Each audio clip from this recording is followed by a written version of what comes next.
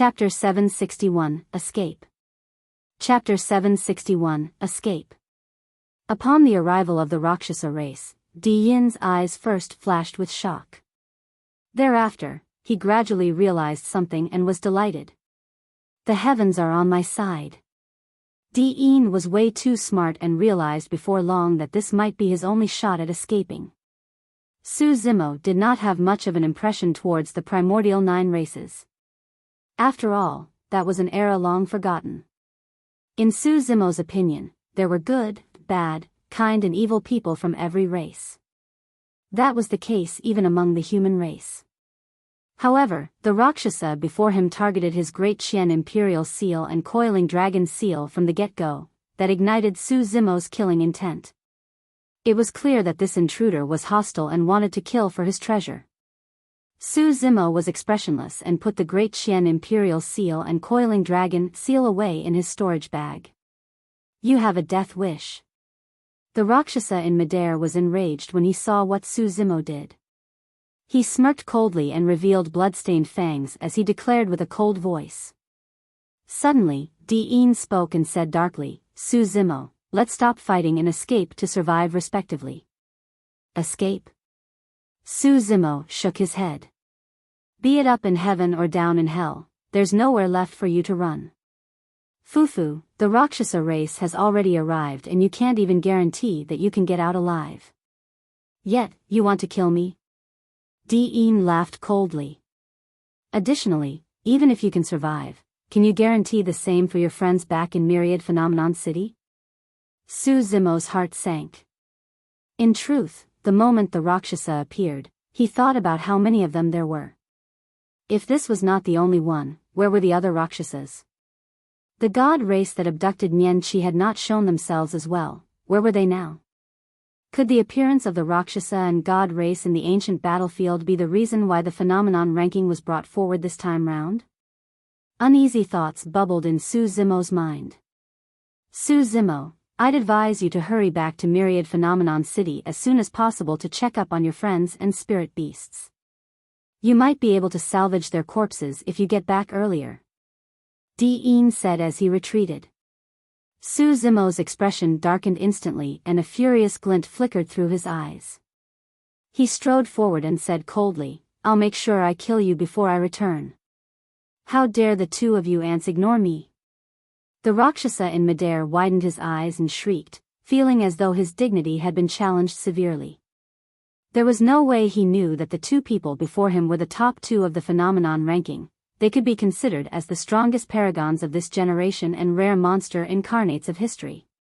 Even Yin's first reaction upon seeing the Rakshasa was not to escape, let alone Su Zimo. Yin believed that if he was in peak condition, he was definitely strong enough to defeat this Rakshasa before him. What truly threatened Yin was Su Zimo still. Yin retreated rapidly while Su Zimo chased hot on his heels. The two monster incarnates ignored the Rakshasa completely. Shoo! A dark streak of light tore through the air. Before it arrived, Su Zimo already felt his scalp prickling. The Rakshasa had attacked. He was furious that Su Zimo ignored him and put away the great Qian imperial seal and coiling dragon seal. As such, his first target was Su Zimo. How fast? Su Zimo's heart skipped a beat. Even if he was in peak condition, he might not be able to reach that level. However, Su Zimo cultivated the mystic classic of the 12 demon kings of the great wilderness and possessed the ability of precognition. The cicada senses autumn coming before the wind even starts to blow. His body flattened and he was almost stuck to the ground like an anaconda. While he dodged the dark light, he slithered through the grass in Yin's direction without a decrease in speed. In Yin's view, Su Zimo had vanished from sight and was hidden in the grass. Click. Clack. Click. The grass swayed, as though an ancient anaconda was slithering through it with a ferocious aura. Pust. Yin's expression changed and he felt his scalp prickle. Without hesitation, he punched in reverse violently. Su Zimo's body suddenly turned soft against that incomparably tough attack. He propped both arms onto Yin's body and wrapped around him. He released Anaconda Coil right after avoiding Di Yin's punch. Di Yin was petrified and hissing sounds echoed beside his ears, as though a massive wind box was being pulled constantly. It was Su Zimo opening his mouth to breathe in. Su Zimo's body expanded at a visible speed and blood qi surged as he released a terrifying pressure to constrict Di Yin's body continuously. That was a killing move from the mystic classic of the 12 demon kings of the Great Wilderness. The number 1 perfected being of the North region, Shibuya of Glass Palace, died in Su Zimo's hands from this technique as well. Today, Su Zimo was going to murder the once number 1 perfected being of Tianhuang mainland using Anaconda Coil as well. Crack. Crack. Crack. A jarring sound echoed from the light barrier around Di Yin and it flickered as though it could shatter at any moment. There was no way he would be able to defend against the constrictive power if the light barrier shattered. All of a sudden, a cold glint flashed and sliced towards the throat. This was a rare opportunity to kill Di Yin and there might not be another chance as such if this was missed. Although he sensed the danger, Su Zimo's body continued wrapping around Di Yin's body while exerting strength. At the same time, he struck towards the cold glint with his left hand. You must have a death wish. The voice of the Rakshasa sounded. Clang. A metallic sound could be heard. The cold glint froze and revealed its appearance. It was a chilling saber that curved with a shocking degree. Right now, Su Zimo grabbed the curved saber in his palm. However, his palm was perfectly fine without any wound at all. Su Zimo's left hand was equipped with the Khanate-grade spirit glove he obtained from the Glass Palace Paragons and would naturally not get injured. The Rakshasa was momentarily stunned. However, he broke out of his stupor instantly and sliced again with a cold gi towards Su Zimo's throat at an extremely fast speed. With no other choice, Su Zimo withdrew Blood Quencher with the back of his hand and slashed forward. Clang! The blades of the sabers collided. The Rakshasa's body shuddered and a look of shock flashed through his eyes. The strength of this human cultivator was boundless like the ocean and impossible to defend against. Although it was merely a single slash, he could already feel his arms go numb and his curved saber nearly flew from his hands. Impossible. Humans are innately weak with a cheap bloodline. They're the most inferior ants around. How can there be a cultivator as such? I can't fight against him in terms of strength. In a flash, the thought crossed the Rakshasa's mind and he stopped underestimating his opponent. In the blink of an eye, he appeared behind Su Zimo. His movement technique was absolutely unfathomable. In order to defend against the Rakshasa, Su Zimo had to free both hands. However, he could no longer restrain Di Yin with just his arms and waist. Herg. Di Yin grunted deeply and the sound of bones cracking echoed from within his body as his tendons and bones sounded together. Suddenly, his body shrank and he seized the opportunity to escape from Su Zimo's coil. Fufufu. Di Yin sprinted into the distance and laughed sinisterly. Su Zimo, we'll meet again in the future. I'll definitely take my revenge during our next encounter. What a pity. Su Zimo looked at Di Yin's fleeing figure and lamented internally. He was entangled by the Rakshasa and could not afford to continue his pursuit of Di Yin. Furthermore, he was indeed worried about Myriad Phenomenon City. There was no way to determine how much more time he had to spend if things with Di Yin continued to drag out.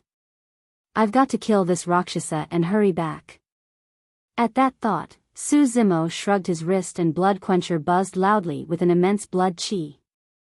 Su Zimo caressed the blade gently and said with a murderous tone, "Brother, today, I'll let you know what the blood of a Rakshasa tastes like." Chapter 762, Killing a Rakshasa. Chapter 762, Killing a Rakshasa. An unusual fluctuation appeared in the void behind. Su Zimo did not even turn back and released a slash with an icy gaze. Splash. The sound of tsunami surged and a blood beam expanded. The sound of metal clashing did not echo as expected as the slash missed, the Rakshasa had already dodged a moment earlier and was at Su Zimo's side. Huh! The Rakshasa exclaimed softly with a mocking, cruel tone, to think that you've cultivated to the tsunami blood realm. Not bad. Your flesh must be exceptionally delicious. Dreaming of eating my flesh? You truly don't know what's good for you. Su Zimo sneered. And, I think even at this point, you've yet to notice who your opponent truly is. The Rakshasa shrieked, I'm from the noblest race of the primordial era, the Rakshasa race of the primordial 9 races. We once ruled over the 10,000 races, and ants such as yourself were not even worthy of carrying my shoes. With his agile movement technique, the Rakshasa circled around Su Zimo continuously, appearing left and right, distant and near. His movement technique was unpredictable like a phantom. Su Zimo changed his saber technique continuously, tough and resolute for a moment and soft and fluid for another. However, the Rakshasa refused to fight him head-on and separated at every single touch. Hee, ant, you can't even touch my sleeves. The Rakshasa laughed gleefully. Su Zimo stood on the spot and frowned slightly. If he was in his peak condition, he could definitely match the speed of the Rakshasa by channeling his golden core and inner core at the same time to release his blood chi and a burst of his body. However, his spirit energy was almost entirely depleted after his massive battle and pursuit of Dian. He truly could not catch up to the Rakshasa with just his inner core, blood chi, and burst of his body. I don't mind telling you something else. The Rakshasa harumphed coldly. The spirit wings that you cultivated was a secret skill created after you humans observed the movement techniques of our Rakshasa race. Unfortunately, humans are way too stupid to comprehend even a fraction of the obscurity of our Rakshasa race's movement technique. The bloodline of the human race is way too cheap and you guys are innately impossibly weak. There's no way you can control the secret skill of our Rakshasa race with ease.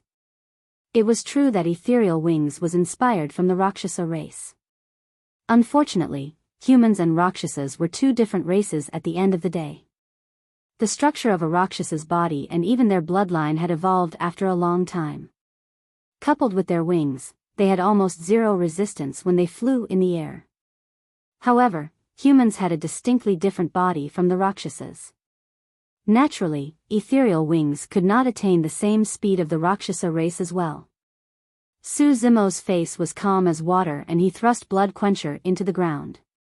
His arms slumped naturally and his eyes were half shut. He could not be bothered to converse with the Rakshasa. He was trying his best to empty his mind and maintain a state of clarity. You want to wear me out? The voice of the Rakshasa sounded once more. I travel through the air just like how you humans walk on the ground. I don't feel fatigue at all. Ant, you can't wear me out. Su Zimo remained silent. The Rakshasa was biding his time to search for an opportunity to strike. It was the same for Su Zimo. One of them was active and the other was passive. Although they did not have any physical contact, both of them were filled with killing intent that once burst, would definitely result in the death of either one. The Rakshasa was extremely careful and did not charge recklessly. He merely tested the waters continuously. However, Su Zimo was immobile like an old monk in meditation. I heard that you've got some friends back in Myriad Phenomenon City. After a short stalemate, the Rakshasa suddenly spoke. Let me remind you that those friends of yours should have become food for our Rakshasa race by now. Ha ha ha. The Rakshasa laughed cockily. There's more than 100 from our race that entered the ancient battlefield this time round. Myriad Phenomenon City, a sacred haven for the human race, will become a slaughter field for our Rakshasa race. Su Zimo's arm quivered slightly, as though he was dealt a grave shock mentally. It was an opening that was hard to detect. However, the Rakshasa's eyes were extremely sharp and instantly recognized it as a rare opportunity to strike. The killing intent in his eyes intensified and he charged towards Su Zimo in a flash. The opening lasted for a brief glimpse at the very most. However, in a fight between top-tier experts, especially a Rakshasa with that terrifying speed, the brief glimpse was all that was required. A glimpse would decide victory or even life and death. all of a sudden. Between his swaying black hair, Su Zimo's eyes jolted open with a glaring glint and a hint of mockery. Not good. The Rakshasa was alarmed when he saw the look on Su Zimo's face. He must have revealed that opening intentionally. I've been tricked. It was too late by the time the Rakshasa realized it. That glimpse was also enough for Su Zimo. The Rakshasa channeled his bloodline and forcibly switched directions. He adjusted his angle of motion and fled into the air at an extremely fast speed. His reaction time was the absolute fastest. The Rakshasa believed that even if Su Zimo was prepared, he would not be harmed. However, his expression changed starkly the next moment when he saw what happened from the corner of his eye. Su Zimo did not chase and merely stood motionlessly on the spot. Unknowingly, a gigantic moon-colored bow that shone with 6 spirit patterns had appeared in his hands. He pinched a dark gold-colored arrow with 2 fingers and it shone with 6 spirit lights as well. The moon concealment bow and black gold arrow. 2 connate spirit weapons. After the battle at the Great Qian Ruins in the North region, Su Zimo was down to a last black gold arrow. Right now, he was ready to launch the arrow in his palm at any moment. Buzz. Bow like a full moon and arrows like shooting stars. By the time the Rakshasa heard the buzzing sound of the bowstring, the black gold arrow was already close to him. Although Su Zimo could not match the Rakshasa with his movement technique, the burst of his 2 connate spirit weapons could. The Rakshasa was rather impressive as well. Even with his passive position, he managed an evasive maneuver and avoided fatal damage to his vitals. The black gold arrow tore through the Rakshasa's meat wing and created a hole of blood the size of a bowl. Those were not any ordinary bow or arrow. Those were connate spirit weapons. Although it seemed like it was merely a hole of blood, the power within it was enough to cripple one of the Rakshasa's meat wings completely. The flesh of the wing exploded and his tendons and bones were snapped. Ah! The Rakshasa yelled miserably. Su Zimo did not stop at all after firing the arrow as he withdrew blood quencher that was embedded into the ground. He stomped and soared into the air with a boom. His motion was fluid as water and the Rakshasa had no time to react at all. Slash! He released a thunderous roar that sounded almost at the same time as the Rakshasa's yells. A blood beam expanded and slashed down viciously along the Rakshasa's body, seemingly able to rip through the void. The Rakshasa with half his wings crippled was like a bird with snapped wings. After losing the greatest advantage of the Rakshasa race, the Rakshasa was on the verge of falling. He could barely stabilize himself, let alone dodge Su Zimo's lethal slash. Blood spewed and sprayed from midair. The tall and bulky body of the Rakshasa was cleaved into 2 in the middle by blood quencher and his organs splattered down with a retching stench. The top half of the Rakshasa fell onto the ground and his eyes dimmed. He was not dead yet as blood flowed out from his mouth. He glared at Su Zimo with eyes that resembled a dead fish and stuttered. "You will definitely die here. And my leader will take our revenge for me. Die in peace. I'll slay your Rakshasa leader together so that he can accompany you in hell." Su Zimo strode forward and ruptured the Rakshasa's head with a stomp. Chapter 763, Darkest Chapter. Chapter 763, Darkest Chapter. The duration of their fight could be considered as extremely short. However, no one outside the fight could understand how dangerous the situation was. If Su Zimo was mentally affected by the Rakshasa's words and had indeed revealed an opening, or if he had been a teeny bit slower, he would have been the one laying on the ground. Su Zimo glared at the Rakshasa's corpse with a dark gaze. Most of what the Rakshasa said was true. Su Zimo was not a saint and had never thought of rescuing everybody. However, with the fates of Little Fatty, Monkey, and the others unknown in Myriad Phenomenon City, he knew he definitely had to check things out. The situation in Myriad Phenomenon City seemed dire. Perhaps it might be even worse than he had imagined. A single Rakshasa was already so troublesome to deal with. Su Zimo truly did not have much confidence if there were truly more than 100 Rakshasas in Myriad Phenomenon City. Furthermore, through the dead Rakshasa, Su Zimo discovered that there was a Rakshasa leader as well. The strength of the Rakshasa leader might be comparable to a nascent soul. Naturally, the safest option right now was to consume elixirs and recuperate on the spot. Even if he could not recover to his peak condition, he had to recover his spirit energy by at least 80% before returning with his golden core phenomenon. That was the safest option. However, Su Zimo was truly worried about Little Fatty and the others. The more he thought about it, the more uneasy he felt. After a momentary silence, he decided to return to Myriad Phenomenon City immediately. Please let nothing happen to them. Su Zimo murmured softly with a cold gaze. In a flash, he sped in the direction of Myriad Phenomenon City. Blood chi surged into the skies and vengeful spirits surrounded Myriad Phenomenon City. On the streets, the roofs in every single corner, splinted limbs and cold corpses could be seen. It was a terrifying sight. The dark lights in midair were still hovering around. Sinister laughters could be heard everywhere. Every single Rakshasa whisked a barely alive cultivator in their hands. They chewed off flesh in huge mouthfuls and their eyes shone with green, excited glints. Of the 100,000 paragons, close to half were dead and even more were injured. I've already said that no one is allowed to leave without my permission. The god race leader stood in the air and looked down at the incomparably frightened cultivators below. Although his tone was calm, it possessed an unquestionable authority. Nobody dared to challenge the god race. Anyone that challenged the god race only had death awaiting them. Gradually, some of the cultivators stopped their attempts to flee and their eyes were filled with endless despair.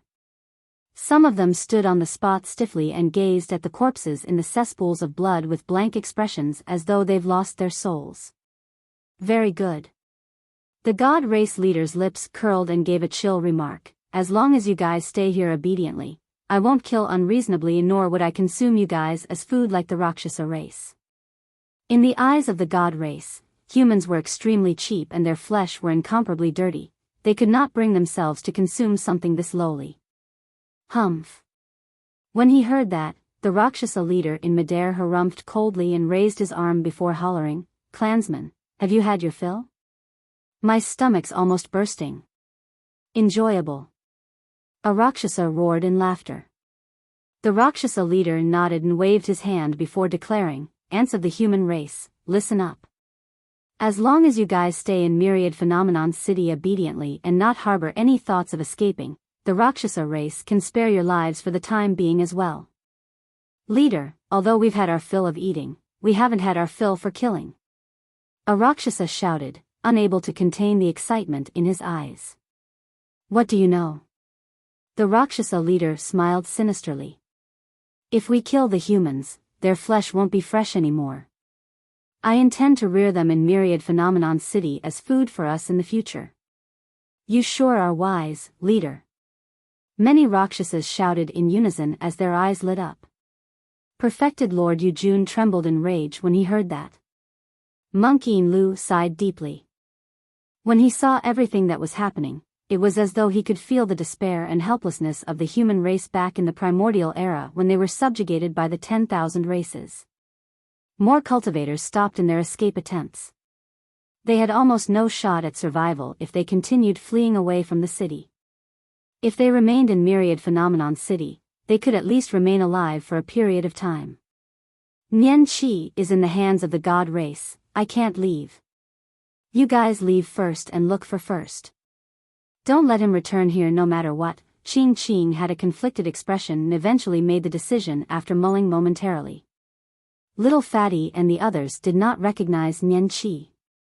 However, Qing Qing could see it clearly. The woman with her hands and feet bound by the god race was none other than Nian Qi. "I won't leave either if you're not leaving." The spirit tiger suppressed his fear and thumped himself on the chest with a firm look on his face. "Don't worry, Hubadian will be here with you. These intruders from other races will have to get by me before they can get to you." Qing Qing was touched and looked at the spirit tiger with reddened eyes. "We're not leaving either. Monkey's scarlet eyes flickered as he said calmly. Brother Monkey, there's no need for that. We're sworn siblings, so we naturally have to go through thick and thin together. That's right. Thick and thin. The golden lion nodded as well and gripped his fists. Little Fatty scratched his head and turned to look at Lang Ro and Lin Xuanji in an undecided manner. Lin Xuanji gave a bitter chuckle. There's no way I'm going to leave. Myriad Phenomenon City was established by Enigma Palace. As the current generation's disciple of Enigma Palace, this has to be my burial ground even if I have to die. Ji Qingtian's eyes shone brightly as he said in a dark manner, let's stay here as well. Right now, most of the cultivators have chosen to stay in Myriad Phenomenon City and only few are fleeing out. If we make any reckless move, we'll definitely become a target for the Rakshasa and God race. All right. Everyone agreed. Everyone, gather around these three nascent souls. The Rakshasa leader looked at perfected Lord Yujun and the other two and said in a mocking tone. Why are you moving so slow? Do you have a death wish? A cultivator who was severely injured and staggered was chided by a Rakshasa. Instantly, his head was sliced off and he was killed on the spot. The remaining cultivators were horrified and made haste. Everyone from the god race stood with arrogant expressions with their hands behind their backs. There was no pity in their eyes as they watched coldly from the sidelines. Before long, the cultivators in the city were gathered together in a dense group. With the support of perfected Lord Luo Shui, perfected Lord Yujun struggled to stand up and look down. There were more than 100,000 human paragons in this place just yesterday. Now, there were only around 50,000 left. Half of the cultivators had turned into cold corpses that were in eternal slumber. Tragic. Half of the remaining 50,000 cultivators were injured as well and would end up as food for the Rakshasa race. Nobody will be spared. Tears streamed down the face of perfected Lord Yujun as his lips quivered. After a moment, he chose to remain silent and his voice was converted to a deep sigh. The Myriad Phenomenon Peak was behind them. The mountain peak was established here in the ancient era and had witnessed the birth of countless paragons and monster incarnates as well as the rise of the human race. It witnessed the fights and clashes of the ancient emperors. But now, the mountain peak was made to witness the massacre of 100,000 paragons by intruders of a foreign race. This day would eventually become the most humiliating and darkest chapter of the history of the human race. Chapter 764, Unyielding Humans. Chapter 764, Unyielding Humans. Gooey fresh blood seeped between the gaps of the stone slabs in a grisly manner. More than 100 Rakshasas circled around the remaining cultivators and their massive feet left behind bloodied footprints on the stone slabs in a frightening manner. The tall and massive bodies of the Rakshasa and their pitch-black meat wings exerted immense pressure. Within the group, many cultivators shivered with lowered heads. They did not dare to face the menacing faces and green eyes of the Rakshasa race. The atmosphere was turning extremely repressive. In fact, many cultivators were wary about how they breathed, afraid that they might draw the attention of the Rakshasa race with any activity. Ha ha ha ha.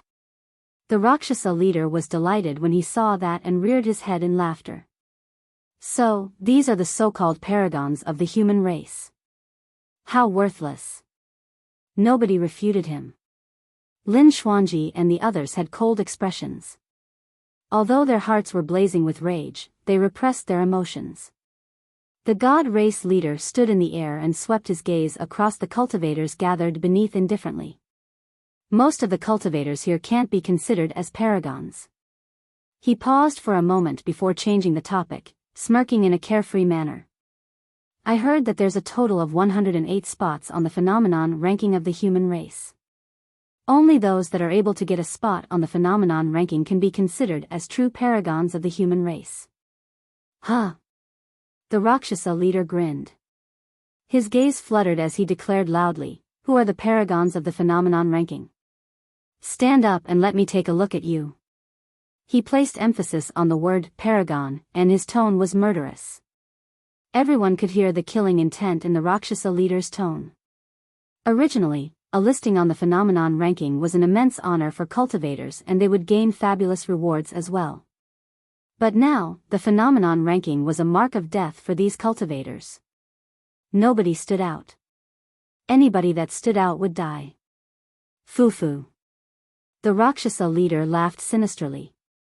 I'm going to start killing people if nobody comes forth automatically. A stir broke out amongst the crowd. Please spare my life, Senior. I'm willing to follow you and be your slave or spirit beast. Finally, a cultivator that could not handle the pressure fell to a thud on his knees before the Rakshasa leader with a frightful expression. It was Duanxingping of Clear Wind Temple who was ranked 20 on the phenomenon ranking. He was definitely able to be considered as a paragon of the human race. However, at that moment, Duanxingping knelt before the Rakshasa leader without any shred of dignity and begged for his life loudly. In fact, he was willing to be a spirit beast and slave of the other party. Nobody mocked him. Even the perfected Lord of Clear Wind Temple died in the hands of the god race leader. What more could he do? All ants were afraid to die, let alone him. Most cultivators cultivated for the purpose of longevity. Even perfected lords, mighty figures and patriarchs might not truly be able to let go of their attachments towards life and death, let alone him who was a golden core. You want to be my slave and spirit beast? The Rakshasa leader gazed coldly at Duanxingping as he said slowly, the human race is not worthy. He gave a cruel laugh and severed Duanxingping's head with a slash. With a whisk, he grabbed Duanxingping's head in his hands before smashing it and drinking its brain juices in large mouthfuls. The Rakshasa leader whisked Duanxingping's head and burst into laughter. Fufufu, paragon? Phenomenon ranking? You're only worthy of being food for us. The 100-odd Rakshasa race beings roared in laughter and their appearances turned even more menacing, resembling malevolent ghosts that crawled out from hell. Intruders of a foreign race, you deserve to die. Suddenly, a hoarse voice sounded from the crowd. At that moment, it appeared particularly striking. The crowd fell into an uproar. Many cultivators spun around towards the voice. Everyone wanted to see who was the person who dared to leap out with that declaration despite the situation where they could barely save themselves. The laughter of the Rakshasa race came to a sudden stop as well. The Rakshasa leader's face turned ashen immediately. A figure walked out slowly from within the crowd. The cultivator wore black robes and had black hair, but his face was frighteningly pale. He was injured and seemed extremely weak while his gaze was somewhat hollow and stoned. However, the person gave off an extremely sharp aura. He possessed an unparalleled boldness as he walked out from the crowd. Number 7 on the phenomenon ranking, Dugujian. Blood chi was torrential and corpses were strewn everywhere in Myriad Phenomenon City. Nobody could imagine the pressure he had to endure to step out despite the circumstances. Many cultivators had conflicted expressions when they looked at that lonely figure. Some were in revere, some were in pity and some were numb. Within the crowd, Hang Chuyu slumped his head as he looked at Dugujian step forward. He lost to Dugujian in the fight for the phenomenon ranking. However, he had never acknowledged defeat even once in his heart. The two of them had a long way to go in the future. It was only at that moment that Hang Chuyu realized he had lost completely. Sword cultivators specialized in cultivating their ferocities. They cultivated their determination and pushed forward no matter what. However, his sharpness had disappeared completely in the face of the Rakshasa race's massacre. Yet, Dugujian's sharpness remained and was only being honed deeper. He pointed his sword towards the Rakshasas. Very good, you are very good. The Rakshasa leader twisted his neck with crackling sounds and laughed menacingly with a violent gaze. Who else is indignant? Step forth. Count me in. Another voice sounded in the crowd. While it was a little tender, it was incomparably resolute. It was Su Xiaoning. This timid girl had changed significantly after experiencing the passing of her kin. At that moment, she mustered great courage and stood forth. Although the Rakshasa race is one of the primordial 9 races and you have a noble bloodline and great innate strength, so what? During the ancient era, the primordial 9 races lost and the Rakshasa race did as well. All you could do was live life ignobly. Although we humans are innately weak by birth, we won't allow ourselves to be trampled upon by you foreign races and be slaughtered by you indiscriminately. Her words were powerful and her tone was robust. Many cultivators were worked up and their fighting spirits were even ignited. Ha ha ha ha. The Rakshasa leader mocked and looked at Xiaoning and Dugujian before bursting into laughter. 2 mere ants and you think that's enough to form a rebellion? Count me in. Lin Xuanji stood out with grit teeth. Rakshasa race, this is a sacred place for the human race. Every single tile here was crafted effortlessly by Fairy Ling Long. Even if I have to give up my life, I'll guard this place and never back down. Me too. Demoness Ji stood forward. Me as well. Little Fatty shrugged his rotund body and squeezed his way out. Count me in. Count me in. Shi Jian, Ji Qingtian, Ling Ro, and the others stood forward. Voices sounded within the crowd one after another. Perfected Lord Luo Shui's eyes reddened. Monkey Lu's eyes turned damp as well. Perfected Lord Yu Jun was emotional and his body trembled. Those were true paragons. Those were the hopes for the future of the human race. During the ancient era, it was precisely because paragons stood out one after another to fight against the 10,000 races. Every single generation preceded the previous and they fought against the primordial 9 races, creating the current status quo. The human race was unyielding and would fight. Even if they might not be able to win, they would not yield. That was the spirit of the human race, their soul. Caw, caw. Monkey's inner core circulated and his body expanded. Demonic chi shrouded around him as he thumped his chest furiously with a raring battle intent. He burst into laughter with a scarlet glint in his eyes. Rakshasa race? What nonsense. I've had it with your ugly faces for a long time. Roar. The spirit tiger and golden lion let out roars one after another as well and walked forth from the crowd. Chapter 765, Hidden Night Spirit. Chapter 765, Hidden Night Spirit. Night Spirit did not speak nor did he revert to his true form. He merely stood out in silence and stood behind Xiaoning expressionlessly. His pitch-black eyes revealed a conflicted emotion. It wasn't fear. It was more like cautiousness. Nian Qi's hands and feet were bound by the god race and she had a worn-out expression. Her withered yellow hair covered her peerless features. Her head was slumped the entire time as she remained silent. Fufu.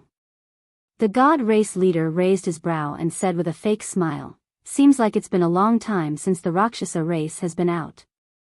Even these little pets dare to challenge you guys. You look more like a little pet. Since they were already in this state, the spirit tiger no longer had any reservations and shouted, your tiger daddy here isn't going to change my name. I'm Hu Badian. You must have a death wish. The god race leader's face darkened. The Rakshasa leader burst into laughter. Seems like the god race isn't that much better off either. Even though I don't consume the flesh of humans, I heard that the bones of tigers are great tonics. Leave that spirit tiger to the god race. The god race leader looked down with an arrogant expression and said indifferently, for me, killing you is as simple as squashing an ant. Lest you claim that I'm bullying you, I'll spare your life if you're even able to defeat the weakest clansman of the god race. The moment he said that, someone from the god race stood out. He had golden hair, azure eyes and exquisite features as he glared at the spirit tiger with a deadly intent. Do you think I'll be afraid of you? The spirit tiger grit his teeth and stood out boldly. To be fair, this was the best possible scenario. Although the Rakshasa and god race leaders were both at Golden Core realm as well, they could kill nascent souls that were above their cultivation realms. The spirit tiger was definitely not a match for them. However, if he was up against an ordinary Rakshasa or god race being, he would have a shot at victory. The Rakshasa leader was delighted and laughed menacingly. Anyone that can defeat my clansmen can have your lives spared as well. Since you guys have death wishes, I don't have to stand on courtesy. Monkey walked right to the front in huge strides and thumped his chest with both arms, yelling murderously, "Who dares to challenge me?"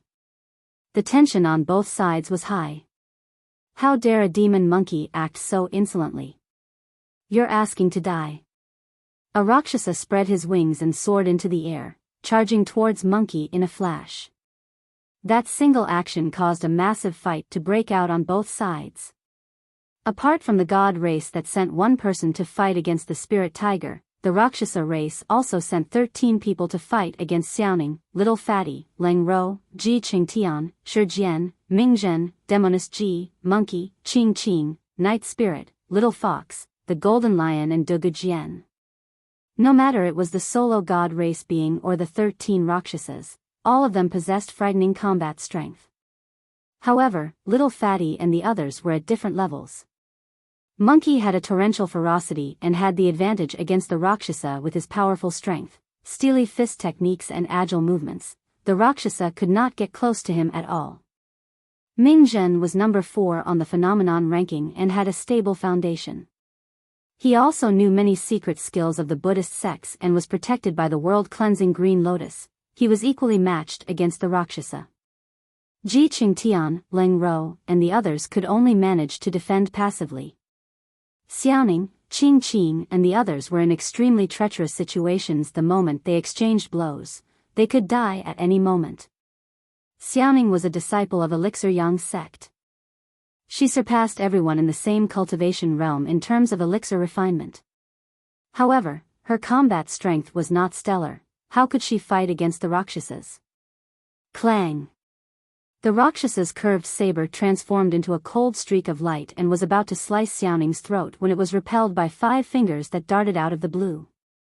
The fingernails were incomparably sharp and shone with a dark glint. A trail of sparks was released when it clashed against the curved saber of the Rakshasa race. It was Night Spirit. Night Spirit broke free from the attacks of a Rakshasa behind him and had unknowingly appeared beside Xiaoning to rescue her. "Stand behind me." He wasted no time to elaborate and left that remark before shielding Xiaoning behind him. The Rakshasa that was initially chasing after Xiaoning was enraged when his prey that he was about to get his hands on was taken away from him. With that, he charged towards Night Spirit. At the same time, the Rakshasa that was initially fighting Night Spirit closed in as well. 2 Rakshasas attacked at the same time. Night Spirit had a cold gaze and agile movement techniques. His figure flickered non-stop where he stood like a phantom and left a series of afterimages. He was not disadvantaged even against 2 opponents. You are rather capable to be able to defend against 2 Rakshasas. The Rakshasa leader crossed his arms and sneered. Although Qing Qing possessed wings as well, her movement technique was way inferior compared to the Rakshasas. Poof! A flash of blood light appeared. In less than 3 breaths, Qing Qing was injured. Although it was not fatal, blood gushed out endlessly from her wounds. Qing Qing's face was pale and had already lost her balance. She was on the verge of falling from midair. Die! The Rakshasa was excited and yelled before slashing down. Swash! Another figure flashed past and rescued Qing Qing from the curved saber of the Rakshasa. It was Night Spirit again. After rescuing Qing Qing, Night Spirit fought against 3 Rakshasas. No matter how frightening the movement techniques of the Rakshasas were or the sort of angles they attacked from, everything was negated as Night Spirit defended every single move. The 3 Rakshasas failed in their slaughter attempts and were instead injured themselves. The Rakshasa leader's expression darkened slightly as he glared at Night Spirit in silence. Night Spirit's situation drew the attention of the 3 nascent souls as well. Perfected Lord Luo Shui asked in surprise, "What is that spirit beast? His movement technique isn't inferior to the Rakshasa race?" "That's not all." Monkey Lu shook his head. "Don't forget, he has yet to revert to his true form. In other words, he is not at the peak of his combat strength right now." Perfected Lord Yujun frowned slightly without saying anything. He was thinking about the reason why. Why was Night Spirit not reverting to his true form even at this point? What was he trying to hide? What were his considerations? Ah! Suddenly, an exclamation sounded from the crowd. Little Fox had failed to bewitch a Rakshasa and was almost killed when Night Spirit rescued her. The bloodline of the Rakshasa race is noble and possessed an extremely frightening memory of their legacy as well as secret skills and cultivation techniques. There was no way a Rakshasa could be bewitched by Little Fox so easily. At that moment, Night Spirit was already fighting against 4 Rakshasas single-handedly. In less than 10 breaths, 3 people were defeated. Furthermore, the situation of the others was not looking good either. They could die at any moment. Although Ji Qingtian was on the phenomenon ranking, his rank was close to the end. Finally, he could not withstand the relentless attacks of the Rakshasa anymore and his phenomenon shattered. A cold light flashed. By the time Ji Qingtian reacted to it, the light was already close to him. It was too fast. Ugh! Ji Qingtian closed his eyes and sighed internally. Clang! The sound of metal clashing echoed. Brother Ji, back down. I'll help you. Lin Xuanji waved the folding fan in his hand and repelled the Rakshas's curved saber to rescue Ji Qingtian. His blood qi and spirit energy was released completely as he fought against 2 Rakshasas. The disciples of Enigma Palace had never partaken in the fights for the phenomenon ranking. Nobody knew how strong they were. At this moment, many cultivators finally witnessed the capabilities of Lin Xuanji. This was a true paragon of the human race. Although he was fighting against the Rakshasa race, there were no signs of weakness and he did not back down at all. Chapter 766, Heaven Fiend Dance. Chapter 766, Heaven Fiend Dance. Poof. Poof. Poof. A flurry of talismans danced in midair with spirit lights spilling everywhere, but none of them could defend against the Rakshas's curved saber. The protection talisman on Lang Ro's body was penetrated before long. Shoo! In a hair's breadth, a pink-colored ribbon tore through the air and rescued Lang Ro from the brink of danger. Demoness Ji was at the other end of the ribbon. Lang Ro's face was pale as she said softly, "Thank you. Demoness, you think that you're capable enough to fight 2 of us?" The Rakshasa that targeted Lang Ro shifted his cold gaze onto Demoness Ji. Boom! Demoness Ji's golden core phenomenon could not withstand the combined attack of 2 Rakshasas and dispersed immediately. Even for Ren Tu and Pang Yu, who were paragons that were on the top 10 of the phenomenon ranking, they could not defend against the Rakshasa race without the protection of their golden core phenomenons. Swish! 2 figures streaked through the air and Demoness Ji was flustered for a brief moment. However, she composed herself before long and a demonic glint shone in her beautiful eyes. Right in front of everyone, she displayed an extremely beguiling technique. She tapped on the ground with light steps and her figure shuttled through the cold streaks of light, but she was completely unharmed. The speed of the Rakshasa race was absolutely earth-shaking. All the cultivators present could count themselves lucky if they could survive a couple of attacks. However, Demoness Ji managed to avoid the killing move of 2 Rakshasas with her movement technique. Not only that, she did not panic against the 2 Rakshasas and there was an indescribable beauty in her movement. Her pink figure seemed like it was dancing on the blade of a sword and was incomparably charming. Her movement is a little odd. Perfected Lord Luo Shui said softly. Perfected Lord Yu Jun mulled for a moment before jerking his head to exclaim, "That's the Heaven Fiend dance." Ah! A series of exclamations could be heard at the mention of Heaven Fiend dance. Legend has it that the Heaven Fiend dance was the secret skill that brought Fairy Ling Long to fame. Although she was not rendered the status of an emperor, Fairy Ling Long was able to match the attacks of any emperor relying on that movement technique. There were even legends that said that emperors fell head over toes for Fairy Ling Long after witnessing her Heaven Fiend dance. That was the most renowned secret skill of the ancient era. Although Enigma Palace was established by Fairy Ling Long, that secret skill was not passed down. To think that the Heaven Fiend dance would reappear on Demoness G. There's no mistake. Perfected Lord Yujun said deeply, when the human emperor's palace appeared 20 years ago, this pure maiden of the Fiend's sex entered it as well. She must have learned the Heaven Fiend dance from the human emperor's palace. It did not resemble a movement technique at all. It was more like she was truly dancing. Demoness G's figure was elegant and her feet were light. As her skirt fluttered, she displayed her figure perfectly and revealed a sensational charm. The sharp saber lights brushed past her body by a hair's breadth. As time passed by, Demoness G's movement became increasingly fluid and an invisible aura was formed around her. Her aura encompassed the two Rakshasas. Both of them looked flustered and their movement techniques became sluggish as though they had stepped into a swamp. Humph. The Rakshasa leader's expression turned grim as he harumphed coldly. Initially, he thought that his clansmen would be able to crush all the ants in less than 10 breaths. To think that they were having some issues. Do you need the god race to give you a hand? The god race leader tilted his head and asked with a smile. The Rakshasa leader grit his teeth. No. On the other side. The spirit tiger's massive body was sent flying by a single punch from the god race being and he rolled dozens of feet on the ground in a wretched manner.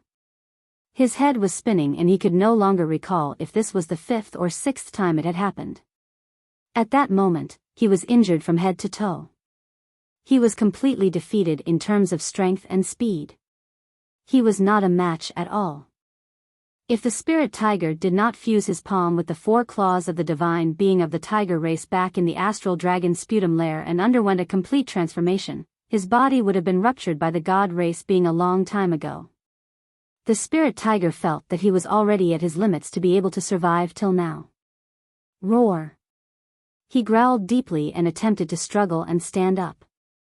However, he knelt onto the ground with a thud. It's over. The god race being strode over in huge steps and reached out, thumping down onto the spirit tiger's massive head. If the hit landed, a bloody hole would definitely appear on the spirit tiger's forehead. All of a sudden, a dark figure that resembled a figure appeared out of thin air and punched out, colliding against the god race being's fist. You're asking for death. The god race being merely laughed in contempt without even making out who the intruder was.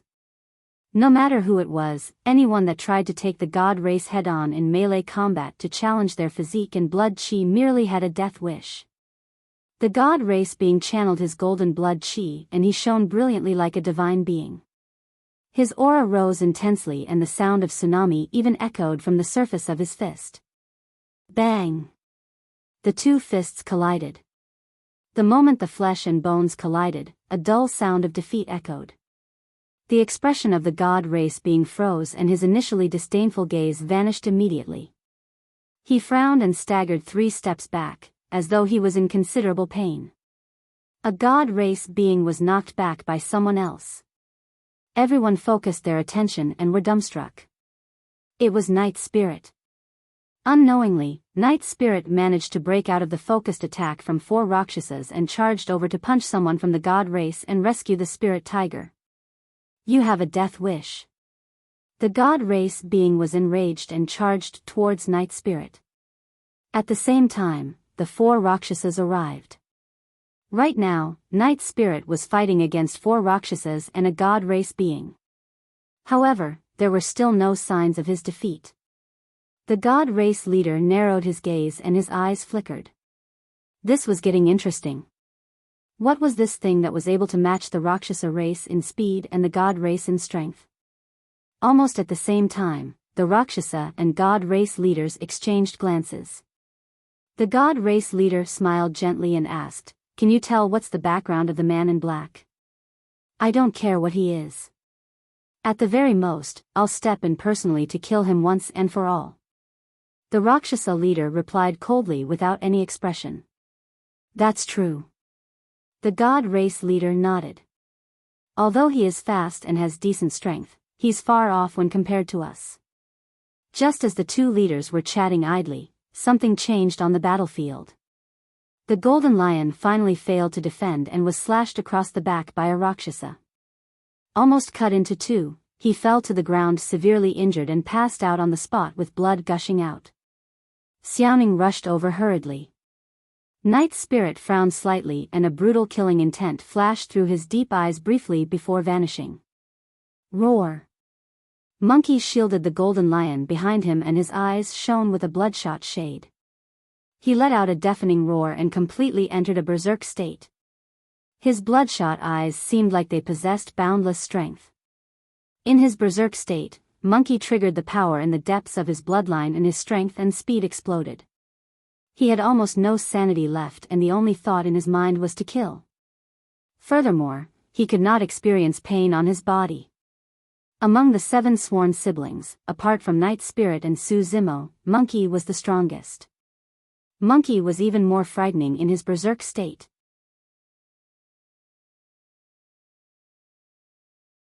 Chapter 767, Return. Chapter 767, Return. The curved saber of the Rakshasa punctured Monkey deep in the chest and was less than half an inch away from his heart. As though he could not experience any pain, Monkey's eyes were bloodshot and his ferocity was not diminished. He extended his thick arms and grabbed the Rakshasa before him. The Rakshasa had swift reflexes and wanted to withdraw his curved saber and soar into the skies instantly. However, Monkey's flesh and bones hardened and caused the curved saber to be stuck for a moment. Get down. That brief moment was all it took for Monkey to grab the Rakshasa's meat wings and yank the latter down from midair. Boom! There was a deafening sound. The Rakshasa smashed onto the ground heavily and created a gigantic pit with dust and gravel flying everywhere. It was a heavy smash and the Rakshasa let out a tragic cry.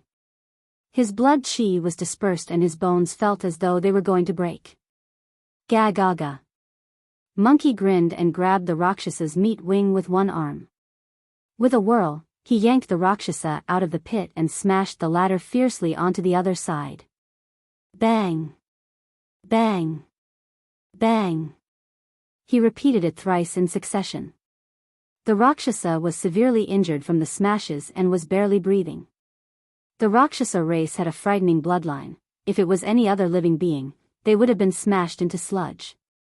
A cold streak of light appeared stealthily. Another Rakshasa charged over. Although Monkey was in a berserk state and had lost his rationality, his reflexes were sharp. Instantly, his tall and mighty body curled into a ball. The shift was rather intuitive and he managed to avoid the fatal attack of the Rakshasa. Monkey's motions did not stop at all as his body suddenly spread open, pushing towards the Rakshasa as though he was offering an immortal fruit. That was a killing move from the mystic classic of the 12 demon kings of the great wilderness. Crackle.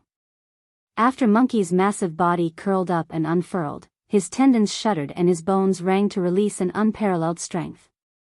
Because the movement technique of the Rakshasa was too swift, it was already too late for him to avoid the move. Bang! Monkey's hands pushed up violently against the Rakshasa's lower jaw. Snap! The jarring sound of bones cracking echoed. The gruesome head of the Rakshasa was tossed back fiercely and his lower jaws were smashed. With a twist, Monkey chased forward and his arms sank down, thrusting his elbows into the chest of the Rakshasa like twin spears. The Rakshasa's body smashed onto the ground with 2 bloody holes in his chest. His heart was punctured and he died on the spot. The crowd fell into an uproar. Instantly, the tides on the battlefield had shifted. Nobody expected the 2 Rakshasas that initially had the advantage to wind up injured and dead. This was the first time that the Rakshasa race had been dealt such a blow since they entered Myriad Phenomenon City. Although none of the cultivators present dared to protest, all of them cheered in their hearts. Although there are more than 100,000 paragons, only few of them dare to step forth.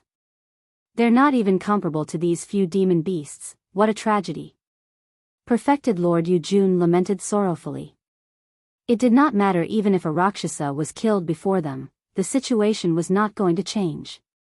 As long as the Rakshasa and God race leaders were to attack, they would definitely overwhelm everything in a domineering manner and nobody would be able to get out alive. Right at that moment, two figures that were clashing together suddenly separated. Dugujian staggered with a frightfully pale expression and was drenched in sweat. It was clear that he was thoroughly exhausted, at his limits, and could no longer continue. The Rakshasa that faced him had a calm expression and stood on the spot motionlessly. A moment later, the glint in the eyes of the Rakshasa gradually dimmed. Everyone focused their attention. An eerie scarlet line appeared on the Rakshasa's glabella. It became increasingly clear and eventually, a drop of fresh blood oozed out of it. It was a fatal sword strike. The Rakshasa's head was sliced apart. The sword strike was so swift that the wound closed on itself instantly, resulting in the bizarre scene. Another Rakshasa was dead. In truth, Dugujian was injured to begin with and was suppressed by the Rakshasa the entire time. However, Monkey's intense battle earlier on distracted the Rakshasa for a brief moment.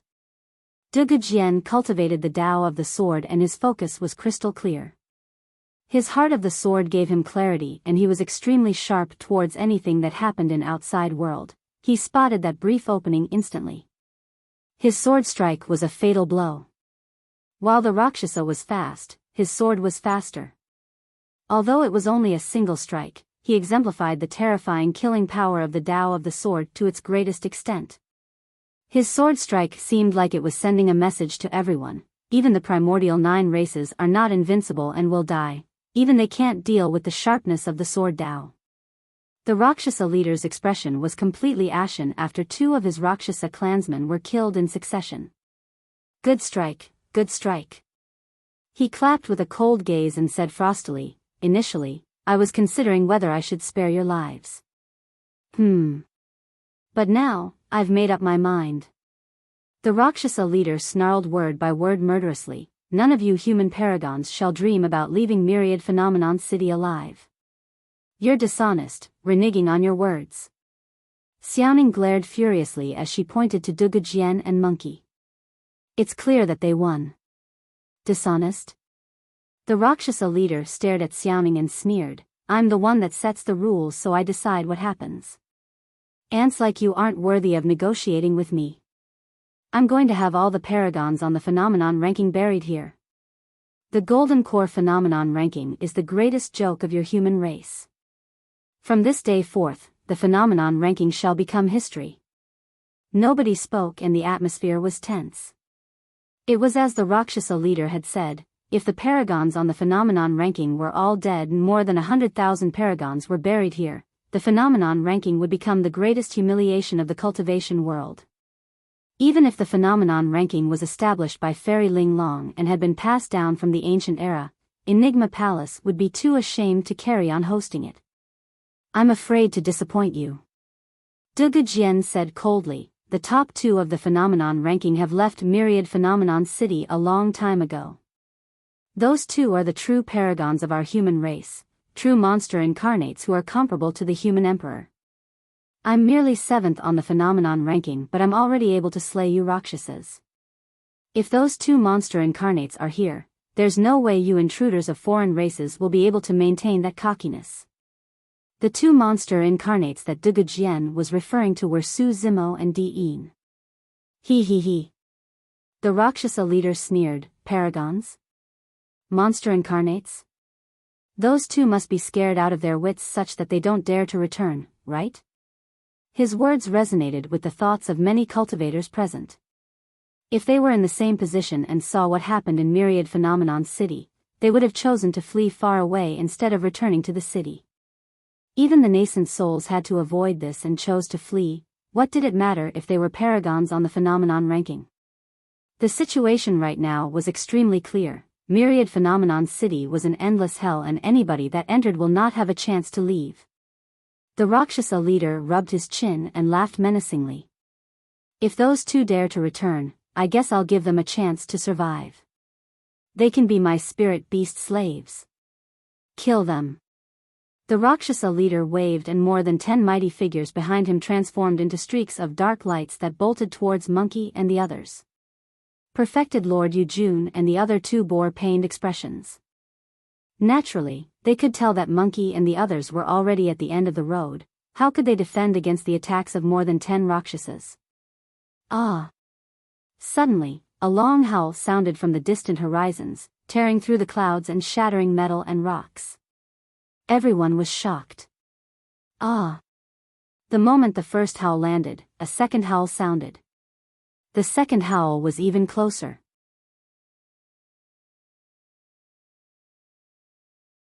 Chapter 768, How Dare You?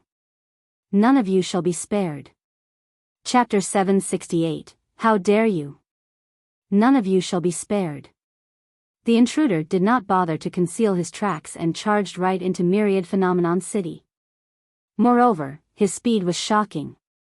The first howl was distant, but the second howl was already close to Myriad Phenomenon City. Many Rakshasas paused in their tracks and turned towards the sound. Little Fatty and the others were invigorated when they heard that voice. Perfected Lord Yujun and the others were first stunned.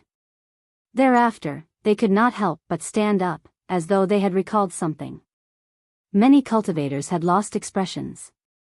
For most of them, the howl did not sound familiar. They truly could not understand how anyone would choose to barge into the Myriad Phenomenon City to their deaths given the circumstances. Could it be someone else from the primordial 9 races? Not long after, a figure sprinted in from outside the city. His green robes fluttered elegantly. Ah! When he came closer and everyone took a closer look, they could not help but exclaim. Su Zimo! The intruder was none other than the top of the phenomenon ranking this time round. He was the person who managed to cultivate 3 golden core phenomenons, suppressed Diin domineeringly and even dared to challenge nascent souls, Su Zimo. Everyone was worked up. Even perfected Lord Yujun and the other 2 were emotional.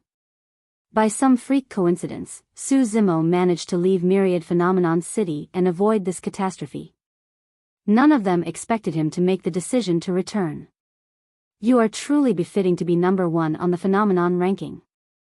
De Gujian spoke slowly and made the remark. This was the sort of courage that the number 1 of the phenomenon ranking should possess. This was the true boldness befitting of the number 1 perfected being.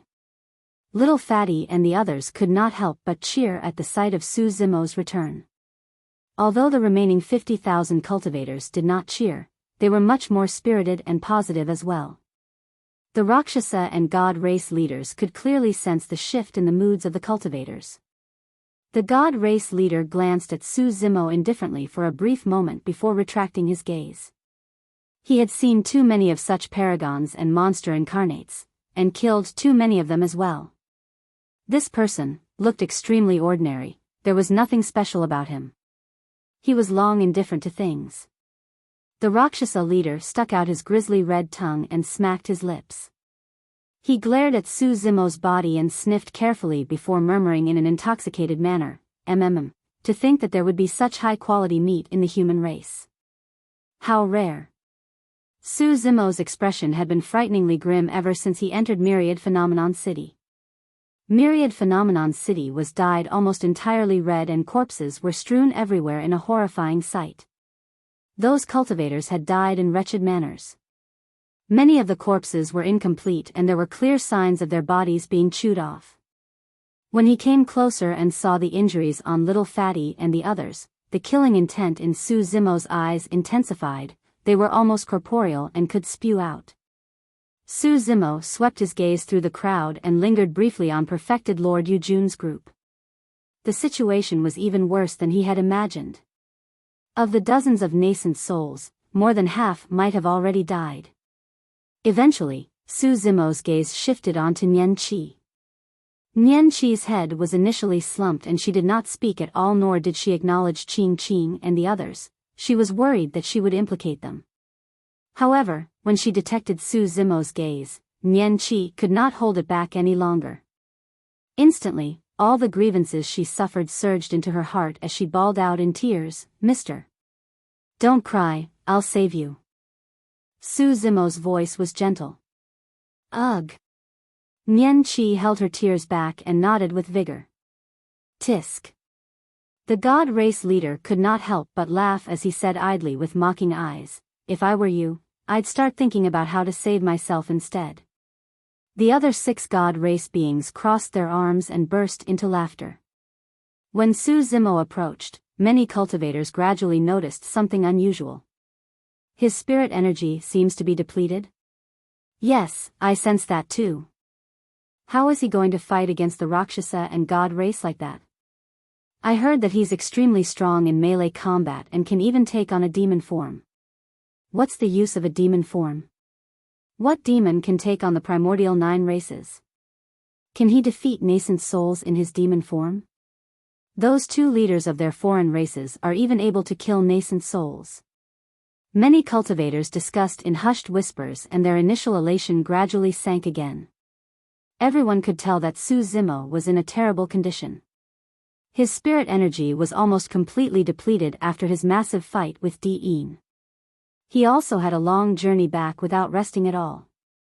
In fact, he looked weathered by the time he returned to Myriad Phenomenon City.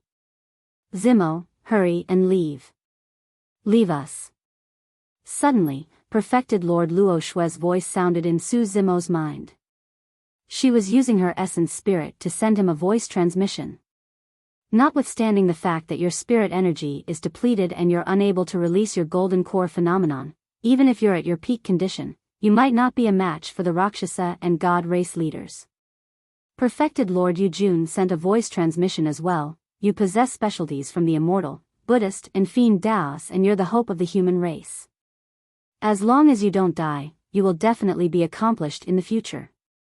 It's difficult for a lone tree to survive in a burning forest. The outcome here is determined and there's no need for you to force or blame yourself. This is fate. Monk Yin Lu sighed gently. Patron Su, hurry and flee. Su Zimo remained silent. However, his expression was so cold that it was terrifying. Even if it wasn't for Little Fatty and the others, even if it wasn't for Nian Qi, Su Zimo would not leave. He was displeased. Ever since he entered Myriad Phenomenon City, he bore an anger in his heart that he could not vent. He could not stand by idly and watch as the foreign races trampled and massacred humans. This was Myriad Phenomenon City, a sacred ground for the human race. He cultivated the techniques of the immortal, Buddhist and Fiend Daos and secret skills of the human emperor to become number 1 on the phenomenon ranking. If he were to flee today, how would he be able to face the human emperor and Fairy Linglong? Escape? Suddenly, the Rakshasa leader burst into laughter and said coolly, "You 3 old fogies intend for him to escape? Do you really think he can escape?" Perfected Lord Yujun and the other 2 were startled. The Rakshasa race could detect their voice transmissions using their spirit consciousnesses. Indeed, the primordial 9 races had unimaginable capabilities and it was difficult to defend against them. The thought of escaping hasn't crossed my mind. Right then, Su Zimo turned around and gazed at the Rakshasas nearby with a calm expression. Slowly, he said, "I did not cultivate just so I can escape. I want to vent every bit of displeasure in my heart. I want to have peace of mind. I believe in an eye for an eye. All of you intruders from foreign races must die as well." Su Zimo's tone turned increasingly intense towards the end and his killing intent surged. His voice was like a bell that shook the voids. "I'll let you guys understand that this is a sacred place for the human race that shall not be sullied. Intruders of foreign races, how dare you? None of you shall be spared." By the time Su Zimo's declaration was complete, Blood Quencher was already in his hands. Its blade buzzed and a blood beam expanded. "Ant, you have a death wish." The Rakshasa leader was enraged and his eyes shone with fury. "There's no need to use a sledgehammer just to crack a nut. I'll slaughter him for you, leader." A Rakshasa darted forward and spread his wings before transforming into a dark streak of light. He burst towards Su Zimo at a terrifying speed. Kill. Su Zimo did not dodge or avoid and circulated his inner core. He welcomed the attack and released a loud shout. The secret skill, Thunderclap Kill. The energy of the sound wave exploded instantly. With the brief pause in the Rakshas's movements, the blood beam shrouded over his head, there was nowhere for him to run. Clang! The curved saber and blood quencher collided violently. Su Zimo's attack carried his wrath. As for the Rakshasa, his blood chi was almost completely dissipated after the burst of thunderclap kill. His strength was diminished and he was at his weakest. The difference between them was clear. Victory was determined with a single strike.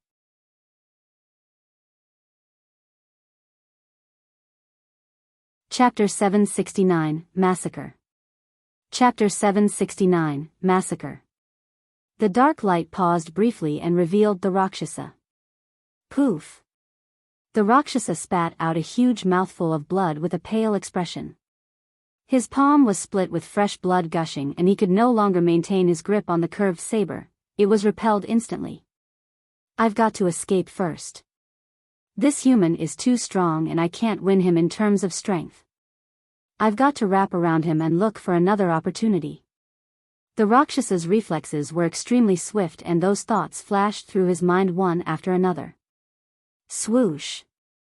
The meat wings of the Rakshasa flapped and wind howled. A tremendous power was released as he attempted to soar into the air and flee. Under normal circumstances, there would naturally be a brief respite between both parties after a full-on clash. However, Su Zimo's body sounded with the sound of tsunami. His strength that was deteriorated after the collision received a fresh boost like the surge of a tide. That was tidal might. Su Zimo had a cold expression and his movements did not stop at all. With the strength of tidal might, he leaned in and his saber force shifted. The blade released a slight vibration as though it was forming blood-colored ripples in midair. The blood-colored ripples smudged across the Rakshasa's throat gently. His two attacks, one tough and the other gentle, were fluid as water without any delays at all. The tall and mighty body of the Rakshasa could not get out of Su Zimo's saber force's range at all. Poof! A massive current of blood spurted out. A gruesome head was lopped high into the air with fresh blood spraying everywhere. The headless corpse of the Rakshasa collapsed stiffly onto the ground and writhed unconsciously. Suddenly, the battlefield went silent. Nobody expected this outcome in the fight between Su Zimo and the Rakshasa. Less than that, nobody expected Su Zimo to kill the Rakshasa with 2 slashes. For any outsider, the entire process seemed fleeting and simple. However, nobody knew that Su Zimo had used at least 3 of his trump cards in order to kill the Rakshasa. The Rakshasa's death was not worthless. The Rakshasa leader glared at Su Zimo and said slowly, "Don't worry, I won't let you die so easily. I'm going to torture you bit by bit and have you suffer an existence worse than death." His smile turned more sinister as he waved. "Tie him up and kill everyone else. Spare no one." Understood. The many Rakshasas behind him agreed in unison. "When the battle breaks out, I might not be able to protect all of you. Everyone, watch out." Su Zimo glanced sideways and instructed Little Fatty and the others. The dangers in this battle were unprecedented. Even Su Zimo was not confident about it. Notwithstanding the Rakshasa and God race leaders who could kill nascent souls, even the 100-odd Rakshasas that were about to attack were difficult to deal with. Night Spirit's expression changed and his gaze flickered. A moment later, it was as though Night Spirit had made up his mind about something. "First, I'm going to fight together with you later." Night Spirit did not speak. However, his voice sounded inside Su Zimo's mind. Night Spirit was a spirit beast that was only at Golden Core realm, yet he could utilize the secret skill of nascent souls to send voice transmissions. Su Zimo looked at Night Spirit deeply. He was almost completely certain that Night Spirit was hiding a secret. Furthermore, it was a secret that had to be hidden. Previously, Night Spirit was even able to fend off 5 Rakshasas in the battle earlier on. Now that Night Spirit said that he was going to fight together with Su Zimo, it seemed as though he was implying something unusual. Kill.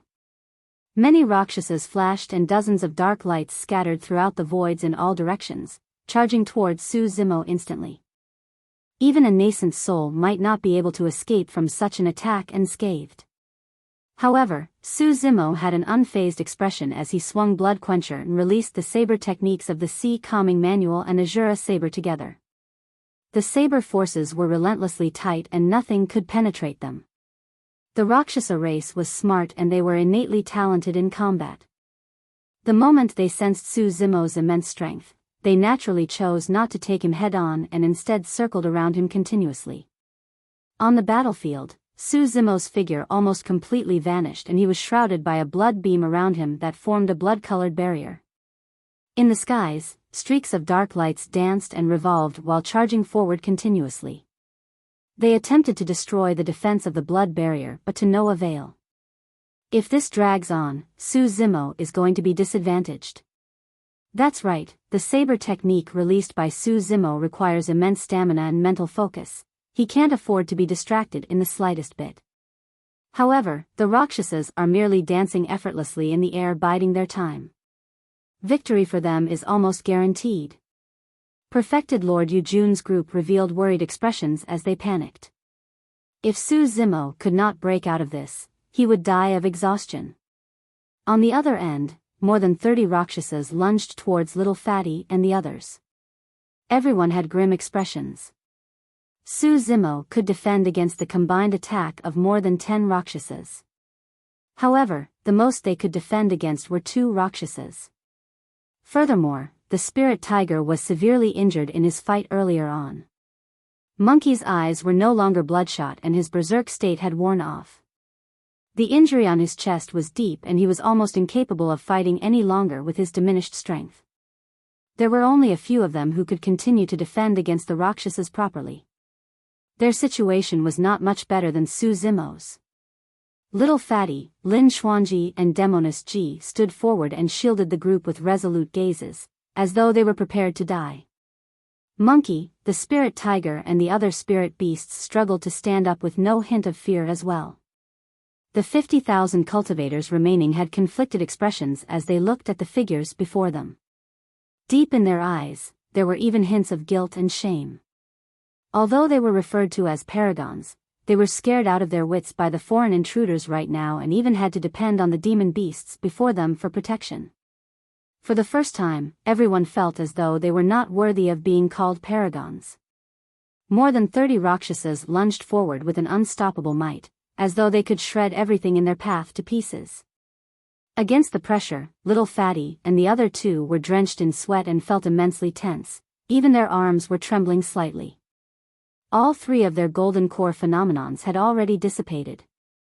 Although Heaven Fiend Dance was the secret skill of Fairy Ling Long, it could not defend against the massacre of so many Rakshasas. While Lin Xuanji possessed a multitude of techniques, he also felt despaired and helpless at the moment. All of a sudden, just as the 3 of them were about to give up, a figure that resembled a phantom darted out from behind them. It charged towards the large group of Rakshasas without any decrease in speed. Ah! A series of exclamations came from the crowd. Who was it? Who was it that had no regard for his life? Was he trying to use his body to delay the slaughter of the Rakshasas? That would be a joke. As thoughts ran wildly through the minds of the cultivators present, that figure had already clashed against the large group of Rakshasas. A blood mist spread almost instantly upon collision. The figure vanished entirely, as though it was smashed into sludge. However, the next moment, all the cultivators exclaimed. A corpse fell from midair. It was the corpse of a Rakshasa. There were 5 holes the size of fingers on the head of the corpse and retching brain juices oozed from them. The Rakshasa was completely dead. Many cultivators were dumbstruck and their minds went blank, they could not figure out what was happening. The figure that initially vanished reappeared in midair like a phantom and brushed past another Rakshasa. It reached out and grabbed at an extremely terrifying speed. Snap! The Rakshsa's throat was crushed by its palm and it died on the spot. Night Spirit! Ching Ching exclaimed. A massacre had arrived under the guise of the night.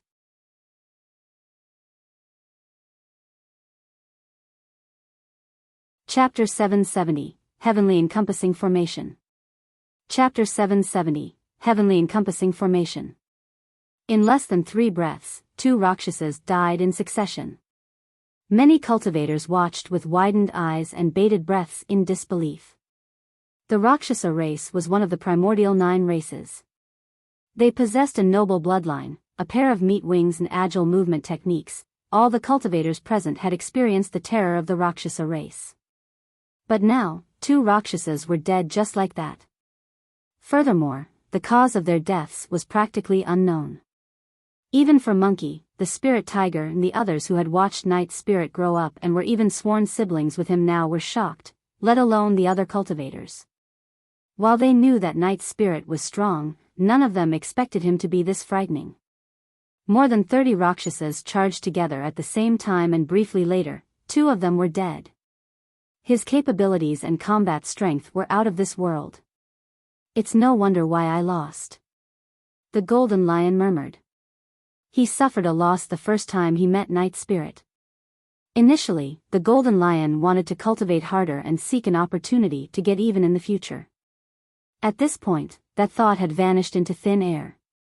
The 3 nascent souls exchanged glances. All of them could see the shock and bewilderment in the other's eyes. The others might not be able to see the fight clearly. However, the 3 of them possessed spirit consciousnesses and could vaguely see the entire process of Night Spirit's fight with the large group of Rakshasas. It was shocking, perfect and frightening. Night Spirit was decisive and vicious without any bit of hesitation or stagnation. Every single strike was a killing attack. For the 3 of them, their first reaction towards the process was shock. Be it in terms of timing, angle, movement technique, speed, strength of burst or choice of target, Night Spirit's attacks were perfect. They were completely flawless. However, the more they thought about it, the more frightening it seemed. Even if the 3 of them were in peak conditions, they might not be able to defend against Night Spirit's attacks unscathed. Night Spirit was practically born to kill. From him, there was a faint, antiquated aura that was dark and cold. It was unsettling and sent chills down one's spine. At their cultivation realm, perfected Lord Yujun and the other 2 had broken free of the shackles of heaven and earth, and their lifespans were at 1,000 years. This was a feeling that they did not experience even when they faced the Rakshasa race. But from Night Spirit's aura, the 3 of them felt a chill. Right as the 3 nascent souls were imagining things, another Rakshasa fell from midair with a hole in his chest. His heart was crushed. Night Spirit's figure was like a phantom. It was barely visible under the guise of the night. Although the attacks from the large group of Rakshasas were ferocious, Night Spirit was still able to identify gaps and avoid everything while retaliating. Initially, the god race leader intended to just sit by idly and watch the show unfold. However, at that moment, he frowned as he glared at Night Spirit's figure. His gaze shone brightly as though he was in deep thought. The Rakshasa leader's face was frighteningly grim. At the same time, something else happened on another side of the battlefield. Ma. Ni. Pa. Me. Hum. The 6 Sanskrit characters echoed like a resounding bell that rang through the world. The Sanskrit seemed as though they possessed the supreme noble strength of the Buddhist Tao. It was the Daming Mantra. The long-lost ultimate technique of Daming Monastery had reappeared in Myriad Phenomenon City. The power of a single Sanskrit character was enough to rattle the mind of a cultivator. The combined burst of 6 Sanskrit characters shook the world and caused everything to quake. The weather changed and thunder even rumbled at the horizons of the skies in resonance. At the same time, the cultivators that were away from the battlefield felt their blood chi move and their heartbeats palpitated. However, for the dozens of Rakshasas in the battlefield, they were merely stunned momentarily. Their bloodlines were way too strong. Although the Daming Mantra was powerful, it did not have much effect on them. Right then, Su Zimo struck. Slash. Accompanied by a loud roar, the blood barrier surrounding Su Zimo converged instantly into Blood Quencher in his hands. Immediately after, a blood beam burst through the horizons. Su Zimo's blood chi burst forward as his black hair danced. He carved a gigantic blood-colored semicircular arc in midair that almost cut the entire world into two. Poof. Poof. Poof. There were at least 10 Rakshasas that were caught up in the blood beam. None of them could defend against that terrifying attack. 3 Rakshasas were cut into two on the spot, even the curved sabers in their hands were shattered by Blood Quencher. Although the remaining Rakshasas managed to defend against the sharpness of Blood Quencher, their bodies could not withstand the burst power of the attack. They coughed out fresh blood and their gazes dimmed as they crashed onto the ground, severely injured. Clang. Clang. After the refinement in the backyard at the bottom of the Dragon Burial Valley, Blood Quencher had become an extremely ferocious weapon. After consuming the fresh blood of the Rakshasas, it now looked sharper and even more terrifying. Its blade emanated a rich blood scent and it quivered excitedly. Lay down the formation. The voice of the Rakshasa leader sounded suddenly. It was chilling to the bones. Clang. Clang. Rakshasas on both sides of the battlefield withdrew iron chains made from mystic metal from their storage bags. In pairs, the Rakshasas tugged on both ends of the chains. They made use of the speed of their movement techniques to circle and weave around Su Zimo's surroundings. Su Zimo's heart skipped a beat and he dealt with everything carefully. He did not dare to be careless. The chains were rather flexible. When Blood Quencher slashed at them, it felt as though it was hitting air. Su Zimo continued to wave his Blood Quencher but he could not release the might of his saber. Instead, the room he had available for maneuvering decreased by the moment. Before long, a chain was coiled around his body. Su Zimo frowned. There were imperceptible, tiny sharp spikes that were hidden on the chains. They were only revealed after the chain was coiled around Su Zimo's body and pierced into his flesh. Even with his powerful physique, Su Zimo could not defend against the sharpness of the spikes. His brief moment of distraction caused another chain to coil around his arm twice, restricting the power of Blood Quencher completely. This is bad. Perfected Lord Luo Shui gasped. More chains coiled around Su Zimo's body. The more chains there were, the more difficult it was for Su Zimo to break free. Now that the threat of Blood Quencher was gone and Su Zimo was trapped in a massive formation, the victory of the Rakshasas was almost guaranteed with their agile movement techniques. One after another, like anacondas, the chains coiled around Su Zimo's arms, thighs, chest, back and body tightly and revealed their sharp spikes to tear into his flesh. In the blink of an eye, there were already many chains around Su Zimo. The Rakshasa leader's expression loosened up as he laughed menacingly. Why aren't you struggling anymore, Ant? This is the heavenly encompassing formation of our Rakshasa race. Even the barbarian race of the primordial 9 races won't be able to break free from this, let alone ants such as yourselves. There were dozens of Rakshasas and each of them held a chain in their hands as they stood in midair and looked down at Su Zimo with mocking gazes. Fufufu. Su Zimo stood on the spot motionlessly and suddenly let out a laugh. You think that you can trap me using these pieces of scrap metal?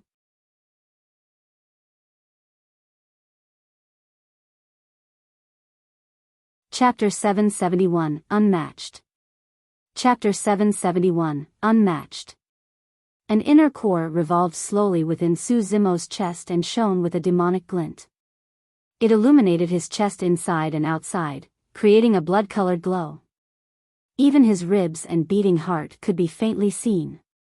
A terrifying aura began to spread. With each breath Su Zimo took, a scarlet demonic chi would gush out from his nostrils and circle around him. It slowly became richer and purer. Against the shroud of that aura, even the cultivators present felt pressured, let alone the dozens of Rakshasas in midair. He actually has an inner core? The eyes of the Rakshasa leader shone.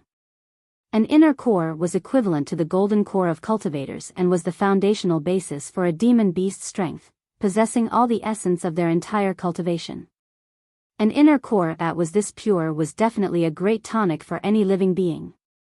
Behave yourself. A Rakshasa yanked the chains and it clanged loudly. The chains were lined with spikes. His tug naturally caused the spikes to tear in the flesh and created a miserable ripping sensation in the body. Su Zimo did not move at all and his gaze was ice cold. As though he could not feel the pain in his body, the ferocity in his eyes intensified instead. Lowlife, kneel. The dozens of Rakshasas had a tacit understanding. They exerted strength and flapped their wings at the same time, tugging at the chains. Instantly, dozens of chains became extremely taut and tense, creaking loudly. Many cultivators winced at the sight of that. This scene resembled a form of torture in the mortal world where someone was ripped into pieces by 5 horses.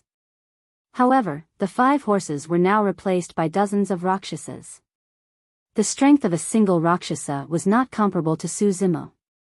However, there were dozens of Rakshasas exerting strength at the same time. Even nascent souls that specialized in body tempering would be torn apart, let alone Su Zimo. Pust. Pust. Pust. Su Zimo opened his mouth and started breathing.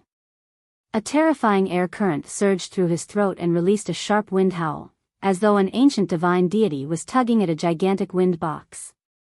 Break it. Su Zimo bellowed loudly. His bones and tendons sounded while his flesh expanded along with the bellow. Right in front of everyone, Su Zimo's body, which was initially only 7 foot tall, expanded instantly.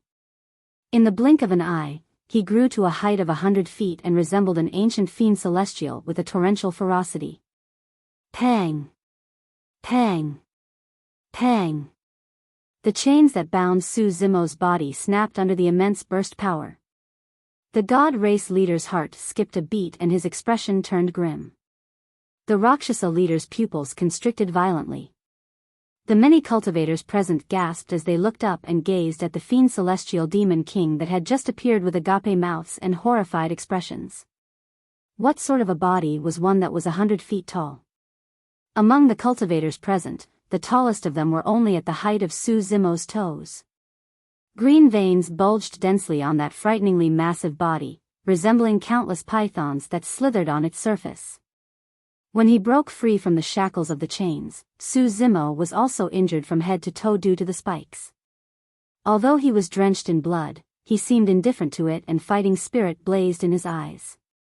He was murderous, resembling a human weapon that was soaked in fresh blood. Bang! Boom! Boom! The sound of thunder rumbling boomed loudly up in the skies. It was as though the awakening of this ancient fiend celestial had shocked the heavens. Lightning flashed and thunder crackled above Su Zimo's head, creating electric arcs that split the heavens. A large sea of lightning gathered with a rampant might, as though an apocalypse had arrived. Against that terrifying sight, even the Rakshasa and god race leaders looked somewhat grim and their hearts skipped a beat. This was the true might of heaven and earth. Although their bloodlines were strong, their backgrounds were noble and they inherited many secret skills, they had not cultivated to the point where they could challenge heaven and earth. Yet, at that moment, Su Zimo's head touched the heavens while his feet touched the earth. His eyes were bright as his black hair danced, there was no hint of fear on his expression. It was as though he was a divine being that ruled over the world. Snap! There was a deafening sound. An incomparably thick thunderbolt descended and struck Su Zimo. Crackle! Lightning flashed and spread out in electric arcs. However, Su Zimo's aura merely turned increasingly terrifying under the baptism of the frightening thunder. Even thunder could not suppress him. The Purple Thunder Manual. This must be the Purple Thunder Manual. A figure was sprawled at the front of the city among the corpses, hiding his traces warily. When he saw that, he was shocked and could not help but exclaim. However, that person reacted swiftly and shut his mouth hurriedly to avoid attracting any attention from the factions in the city. In truth, everyone in Myriad Phenomenon's city were totally drawn to the massive figure that was covered in electricity and demonic chi. There was nobody that would bother to look at the front of the city. Ah! Su Zimo roared and his bloodshot, demonic eyes widened. He spread his arms and covered the skies, scooping through the air with his massive palms. Cling! Clang! More than 10 snapped chains were collected by Su Zimo's hands. On the other end of the chains were Rakshasas that maintained their grip, unable to let go in time.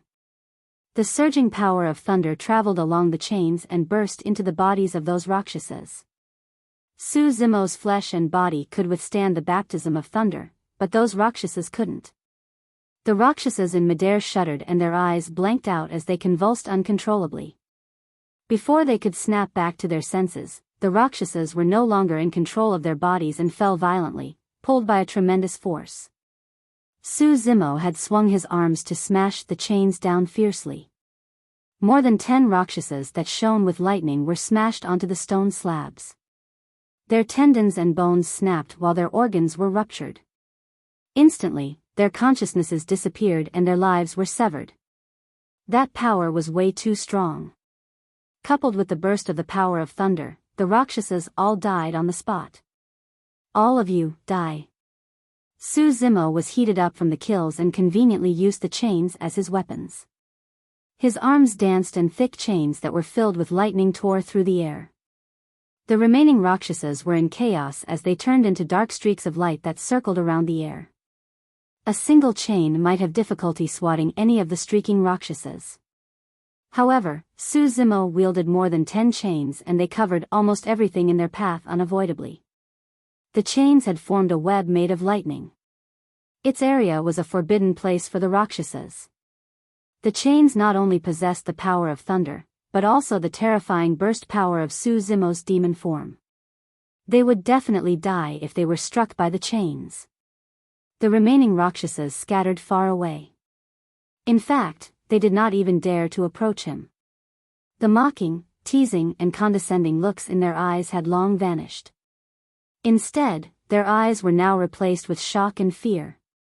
On the battlefield, the chains smashed onto the ground loudly. However, it was dead silent behind Su Zimo. More than 50,000 cultivators reared their heads with agape mouths, as though they had forgotten how to breathe. Their minds were blank and their eyes reflected nothing but that massive, invincible figure. What happened was way too shocking. In Myriad Phenomenon City, every single step taken by this figure shrouded in scarlet demonic chi caused the mountains to quake and every single roar caused the weather to change. He hurled lightning chains with both arms that ripped through the voids. His chi devoured mountains and rivers while his skill alarmed heaven and earth. Nobody was his match in the world.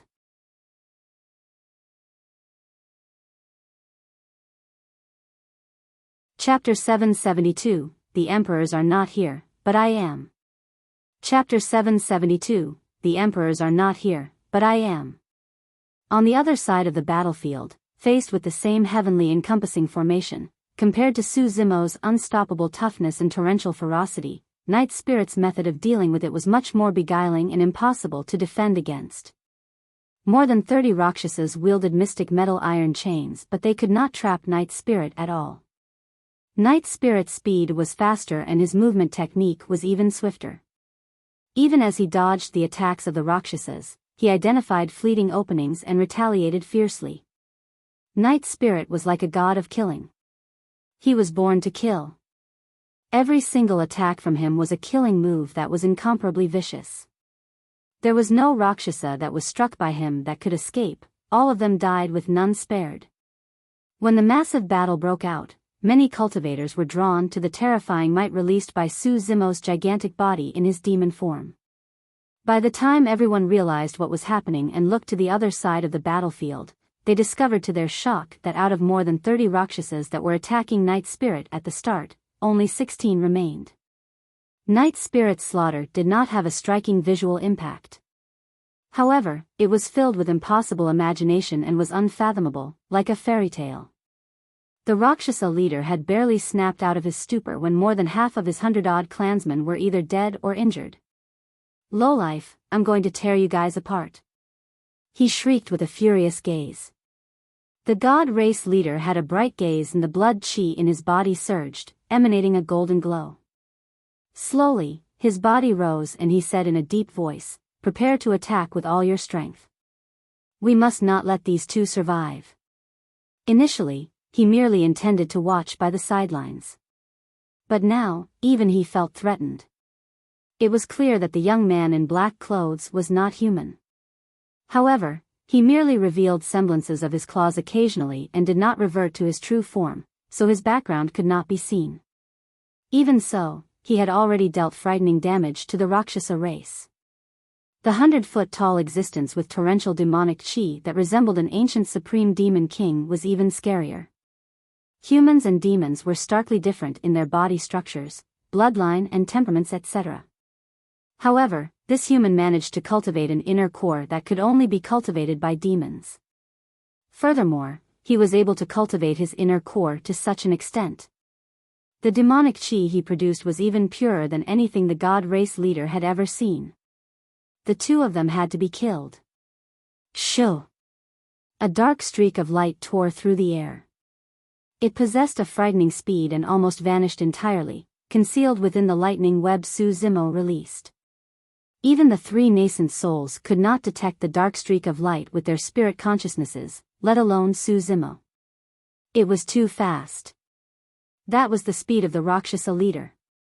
Without that level of speed backing him up, he would not have been able to murder top-tier nascent souls of various super sects that were a major cultivation realm above him. Although the lightning web formed by more than 10 chains that Su Zimo waved around was dense, they could not stop the Rakshasa leader in his tracks. A blood light appeared on Su Zimo's body as a torrential rain of blood poured down. Although he possessed spirit perception which warned him, his body had expanded 100 feet after he took on his demon form. While his strength exploded, his massive body turned him into a larger target with slower movement as well. It was impossible for him to avoid the attack of the Rakshasa leader entirely. Another massive wound appeared across Su Zimo's chest with flesh overturned. Blood soaked everywhere in a frightening sight. It was lucky that he had dodged preemptively, or that slash might have cut him into two. Bang! Bang! More than 10 chains tore through the air and smashed down. 2 gigantic pits appeared on the ground. It was a step too late. The Rakshasa leader's figure had already vanished from the spot far away from Su Zimo's attack radius. He had a cold gaze and was prepared to attack again at any time. Lowlife, you're way too weak compared to me. The Rakshasa leader gave an eerie smile. I'm going to wear you down and torment you bit by bit. You can't even touch the hem of my clothes. Su Zimo's blood chi surged and the blood flow around his wounds slowed gradually. His body's regeneration capabilities were way too strong. Although the Rakshasa race's curved saber had the effect of tearing wounds to cause unstoppable blood flow, Su Zimo's regeneration capabilities negated the negative effect. Even so, Su Zimo was not entirely confident. He knew that the true test had just begun. It was difficult for him to defend against the speed of the Rakshasa leader. The only thing he could rely on was his unfathomable spirit perception. At the same time, Su Zimo wanted to remove his demon form. He would stand a chance to fight by trading away some strength for agility and speed. On the other end, the god race leader had already targeted him. That was not all. The god race leader even instructed 5 other god race beings to surround Su Zimo, leaving only one god race being to keep watch over Nian Qi. The god race had no intention of giving Su Zimo any breathing space. The god race leader had no intention to take on a fair fight either. It was clear that he wanted to use his full strength to murder Su Zimo. If Su Zimo were to dispel his demon form, his strength would be diminished and he would be disadvantaged against the god race. He was in a predicament. As Su Zimo hesitated, the Rakshasa leader scoffed coldly. It was clear that he recognized the circumstances as well. Swash! A dark light flashed once again. Su Zimo had a great shock. If he were to dispel his demon form at that moment, he might be able to avoid the attack of the Rakshasa leader, but he would definitely receive a devastating blow from the god race. All of a sudden, a black figure flashed like a phantom. Clang! A fearsome claw appeared in the void and held back the dark light. The dark light dissipated. The Rakshasa leader revealed himself and retreated swiftly, looking somewhat wretched. 5 scratches appeared across the robes in front of his chest. If he was a step slower earlier on, his heart would have been gouged out. Unknowingly, Night's spirit broke free of the entanglement from more than 10 Rakshasas and burst over at lightning speed to deflect the Rakshasa leader. First, leave the Rakshasa race to me. Deal with the god race. Night's spirit said slowly, be careful, the god race has a terrifying bloodline and boundless strength. They specialize in melee combat and the power of the secret skills and spirit arts they inherited is shockingly strong. Su Zimo was instantly pumped with Night Spirit's help. All right. He declared loudly, today, the two of us brothers will take on those of the primordial 9 races. Let's see what's so noble about your bloodline. Back in the ancient era, experts of the human race were able to defeat the primordial 9 races and oust you guys to a corner in Tianhuang mainland. Today, I will do the same and suppress you lot. This affair was the shame of the primordial 9 races, and the Rakshasa and God race were extremely irked from his words. The God race leader's eyes flashed with a momentary gloom. Foo-foo. Immediately after, he laughed coldly and said in a mocking tone, in the ancient era, the human race was full of experts and multiple emperors rose. How dare a puny golden core compare yourself to the ancient experts? You're nothing compared to them. The age of the human race is long gone. All those ancient emperors have either died or left, none of them remain on Tianhuang mainland. The god race leader pointed with an overwhelming aura as he declared with pride and confidence, this world shall welcome a brand new age and new overlords.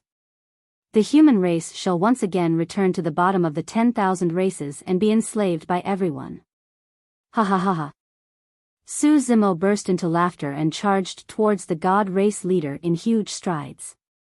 Each time his massive feet landed on the ground, myriad phenomenon city shook and dust and gravel billowed. The ancient emperors are not here, but I am.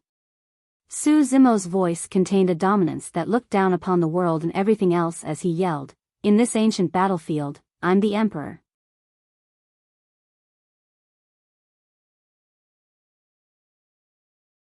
Chapter 773, Bloodline Phenomenon. Chapter 773, Bloodline Phenomenon. The emperors are not here, but I am. In this ancient battlefield, I'm the emperor.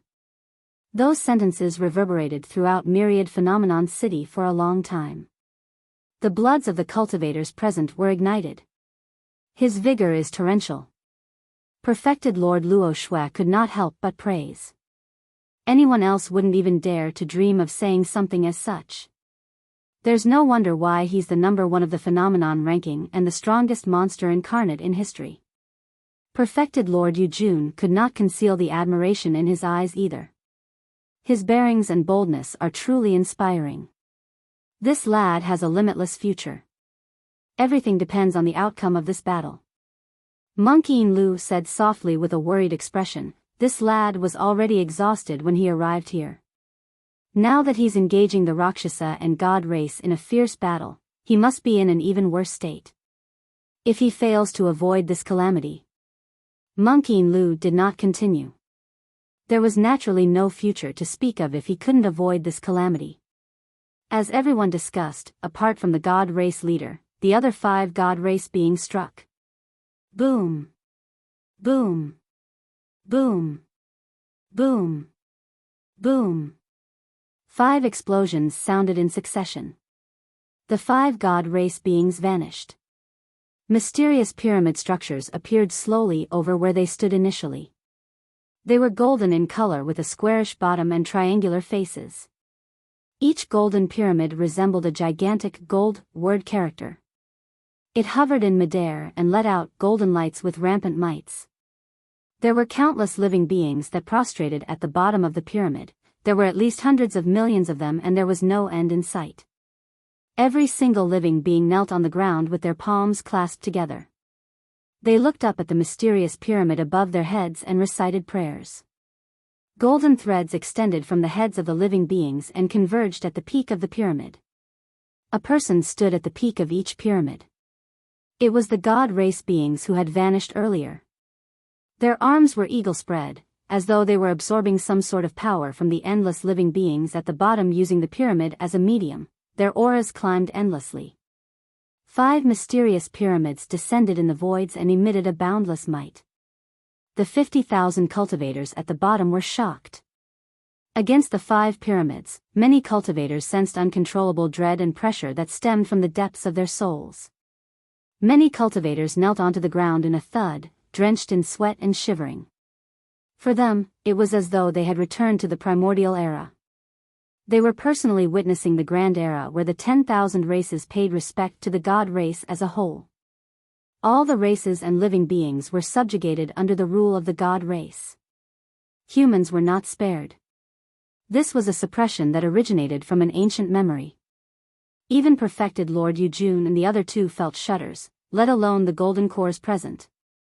Bow down or die. The 5 god race beings spoke in unison coldly without any emotions at all. It was as though that was a final warning. Any bit of hesitance would bring about doom. Thud. Thud. More and more cultivators knelt on the ground and remained silent in fear. If that was the case for the cultivators that were not directly involved, it was impossible to imagine the pressure exerted on Su Zimo, who was standing in the middle of 5 mysterious pyramids. Bloody wounds appeared one after another on the surface of his massive body. Su Zimo's body was already on the verge of exploding before the 5 pyramids even began their attacks. Golden core phenomenon? A look of surprise flashed through Su Zimo's eyes. Humph. The god race leader did not make a move still. He merely stood proudly with his hands behind his back. This is not the same golden core phenomenon that you ants are referring to. This is a bloodline phenomenon, a legacy of our god race. Su Zimo's eyes shimmered at the mention of bloodline phenomenon, as though something crossed his mind. The god race leader continued, as long as you possess the bloodline of the god race, you will definitely be able to cultivate this phenomenon at a certain age without the need to learn it. Powerful. That was the terror of the god race. One could wield the power of a phenomenon just by growing up without the need for cultivation. The purer the bloodline, the stronger the power of the bloodline phenomenon.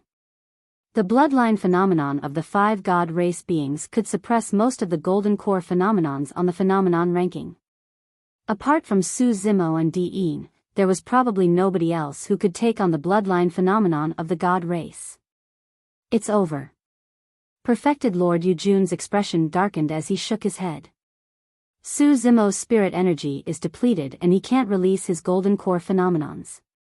There's no way he can stop the attacks of the 5 god race beings. To think that the god race wouldn't give him a chance at all and release their bloodline phenomenons instantly. Monkey Lu sighed as well. Wrong. Perfected Lord Luo Shui furrowed her brows slightly. She gazed at Su Zimo's face and whispered, there's no hint of panic in his eyes.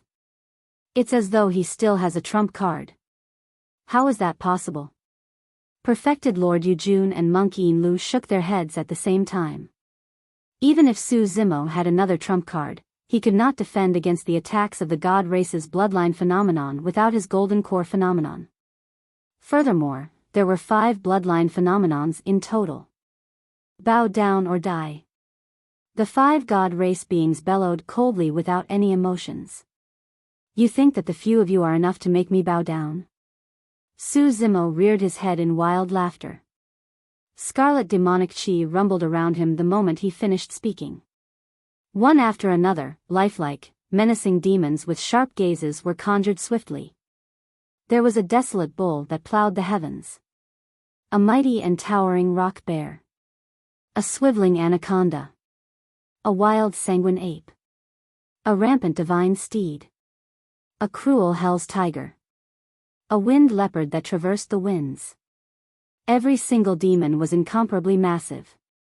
Some of them were more than 100 feet tall, while some of them were dozens of feet long.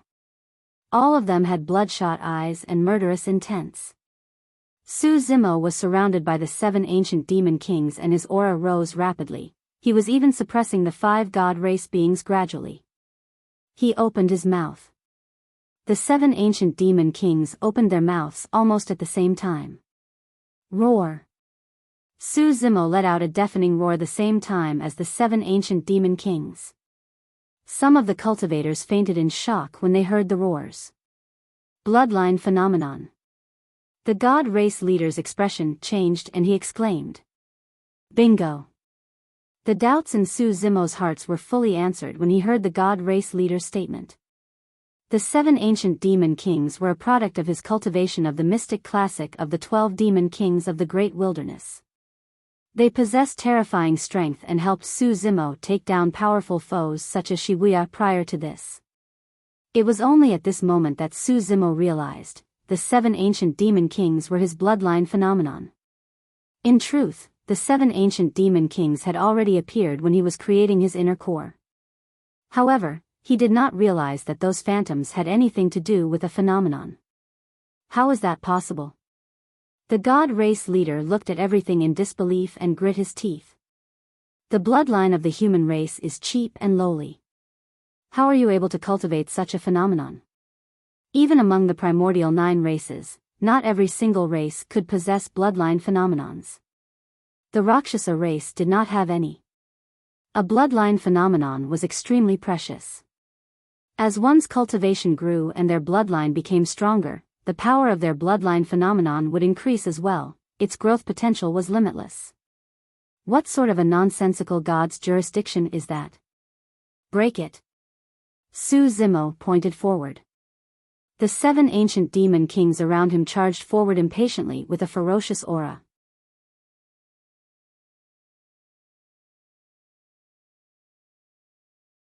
Chapter 774, Reappearance of the Butterfly Phantom. Chapter 774, Reappearance of the Butterfly Phantom. Normally, even bloodline phenomenons could not challenge a god's jurisdiction. However, the expressions of the god race beings present changed when the 7 demons appeared around Su Zimo. They sensed pressure from the 7 demons. They even had an urge to bow down in their hearts. How could this be? A look of disbelief appeared on the handsome face of a god race being as he murmured softly, "It's merely a lowlife with a cheap bloodline. How am I experiencing such a sensation?" There was no way the god race being could know that the 7 demons were conjured from Su Zimo's cultivation of the mystic classic of the 12 demon kings of the great wilderness. Every single one of those 7 demons were once notorious demon kings of the great wilderness. All of them were Dai Yu's most important helpers that fought together with her. Although they were merely phantoms, there was no way they would fear the god race. 5 demons charged towards 5 god race beings. On the other hand, the Hell Tiger and Wind Leopard demon kings charged towards the god race leader who was not far away. Su Zimo had released his bloodline phenomenon against the encirclement of the god race and launched a full-blown counterattack. The wild bovine demon king rammed straight ahead and dust billowed in the wake of its muscular body. It panted with a lowered head as it smashed its gigantic horns into the pyramid. Boom! A deafening noise echoed. Cracks appeared one after another on the surface of the pyramid, expanding swiftly to spread through the entire pyramid. The phantom of the wild bovine demon king dimmed considerably as well. Once again, the wild bovine demon king lowered its head and thrust forward. Boom! The pyramid collapsed violently. On the vast land, the many living beings that were praying to the god's jurisdiction dissipated into thin air as well. The blow from that mighty smash caused the figure of the wild bovine demon king to dissipate too. Boom! Boom! Boom! Boom! Almost at the same time, the rock bear demon king's gargantuan body leaned onto a pyramid. The anaconda demon king coiled around a pyramid and hissed into the skies. As though it wanted to devour the blazing sun, its dozens of feet-long body constricted continuously and exerted pressure on the pyramid. The eyes of the sanguine ape flashed scarlet as it swung both arms like stone hammers to launch a flurry of punches on a pyramid. The divine steed demon king's hooves rumbled like thunder and it transformed into a white streak of light. Instantly, a powerful burst almost punctured a pyramid. Right in front of everyone, the 5 pyramids swayed continuously until they were completely collapsed. The crowd was shocked. Su Zimo's bloodline phenomenon was so frightening that he could take on 5 enemies single-handedly without being disadvantaged. The remaining 2 demon kings charged towards the god race leader. Initially, the god race leader's hands were behind his back. But now, he had to free them. His blood chi surged with a golden glow and he seemed like an unparalleled divine being. The god race leader did not back off or retreat against the rampaging auras of the 2 overwhelming ancient demons. Instead, he strode right ahead. He raised his hand and swung his fist. It was a simple move. However, it was earth-shaking. Many cultivators gasped. He was trying to contend against the power of phenomenon using his bloodline and body strength. How confident was he to be able to do that? Bang! Bang! There were 2 resounding bangs. The remaining 2 demons were shattered by 2 punches from the god race leader and dissipated completely. Su Zimo's heart skipped a beat. Even if he was in his peak condition, he was not entirely confident of securing victory against the god race leader. Too weak.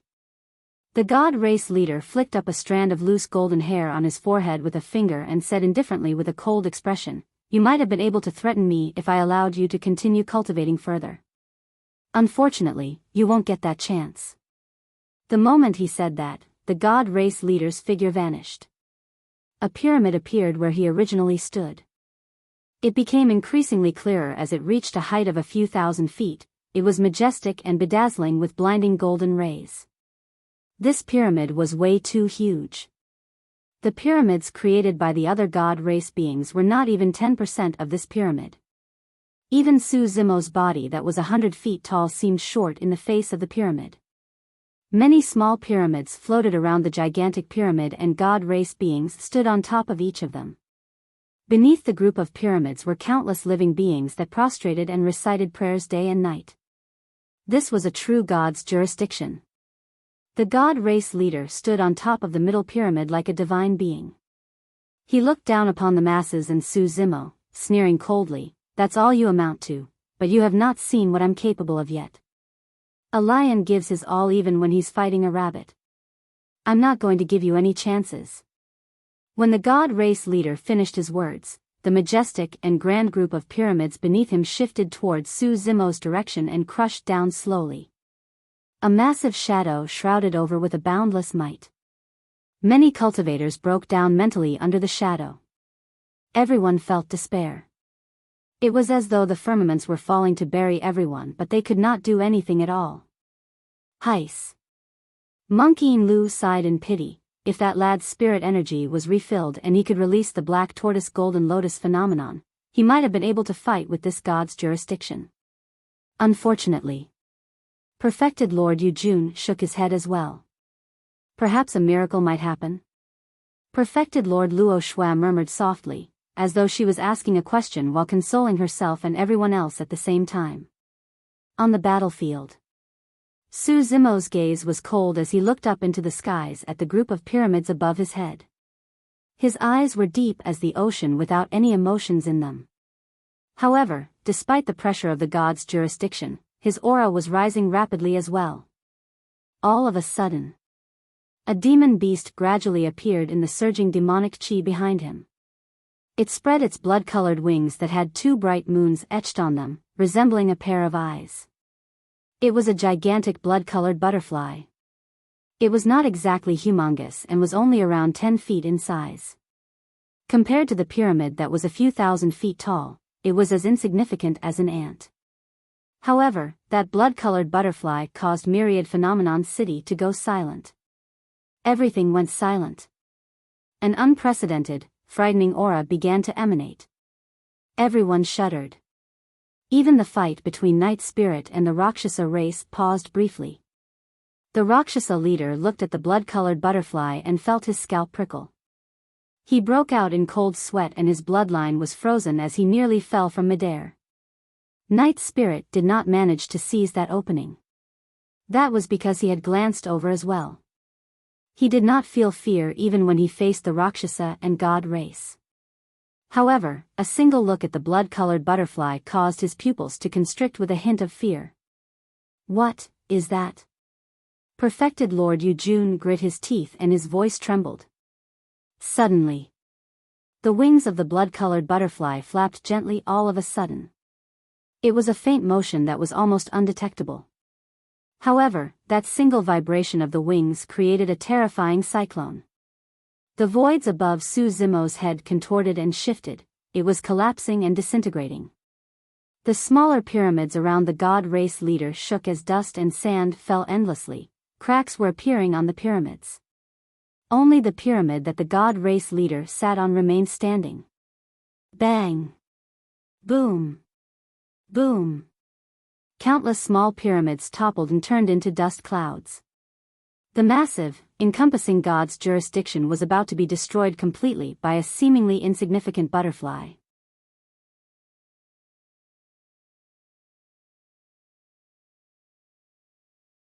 Chapter 775, Mystic Magnet Mountain. Chapter 775, Mystic Magnet Mountain. The blood-colored butterfly was Dai Yu's phantom. In the battle at the Great Xian ruins previously, the appearance of this blood butterfly phantom was also the reason why Su Zimo was able to kill the number one perfected being of the North region, Shibuya, domineeringly and rise to fame.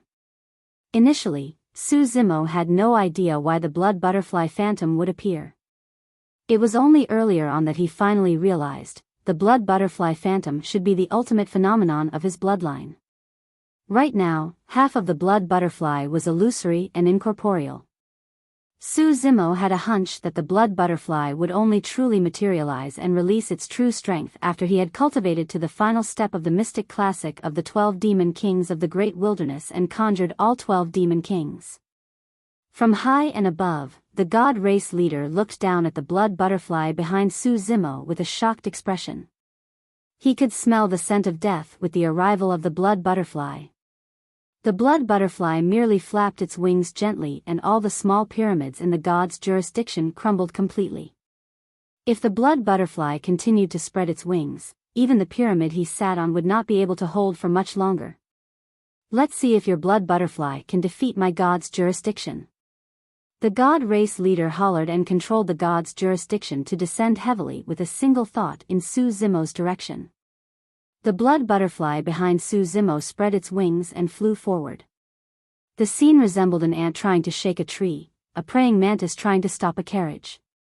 However, as the two of them collided in midair, an incomparably shocking aura swept through the 9 heavens and the entire world. Space and time seemed to be frozen. The next moment, a blinding light burst forth. The power released by the collision of the two bloodline phenomenons was way too terrifying. Against the impact of that power, the god race leader fell from midair, unable to control himself. Su Zimo could not stand firm either as his massive body was repelled, smashing into the ground with a billowing dust cloud. The god race leader stood up from the dust with a grim expression. His initially handsome face looked wretched and his clean robes were covered in dust. On the surface, it seemed like both of them were evenly matched. However, the god race leader knew in his heart that if Su Zimo was in peak condition, he would have been disadvantaged for this exchange in their fight. However, that was merely an if. Right now, he had 5 clansmen around him. Furthermore, Su Zimo was not in peak condition. He took a huge toll during that clash. However, the toll on Su Zimo was even more immense. Slowly, Su Zimo walked out from the ravine in the dust clouds. His frighteningly massive body with a torrential aura had vanished. Su Zimo had reverted to his original form. He looked plain and scholarly. His bare upper body was filled with wounds, most of them created when he broke free of the spiked chains from the Rakshasa race earlier on. His black hair scattered down over his face and his expression was pale. It was as the god race leader had predicted. Su Zimo's stamina was almost spent. Su Zimo fought consecutively after his fight with Dian and he had not had any rest. If not for his frightening physique due to his cultivation of the mystic classic of the 12 demon kings of the great wilderness, he would have fallen a long time ago. Patron Su, hurry and escape while you still have the strength. Given your capabilities, even the god race leader won't be able to stop you. Monkey Lu could see that Su Zimo was exhausted as well and sent a voice transmission. In truth, nobody had expected the fight to reach this stage. Everyone could tell that Su Zimo had already given it his all. However, the circumstances were immensely dire and wasn't something that he could salvage alone. Su Zimo remained silent when he heard Monkey Lu's advice and merely shook his head. He could not leave. Xiaoning, Monkey, Little Fatty were here. His kin, siblings and friends were here. If he left, none of them would be spared.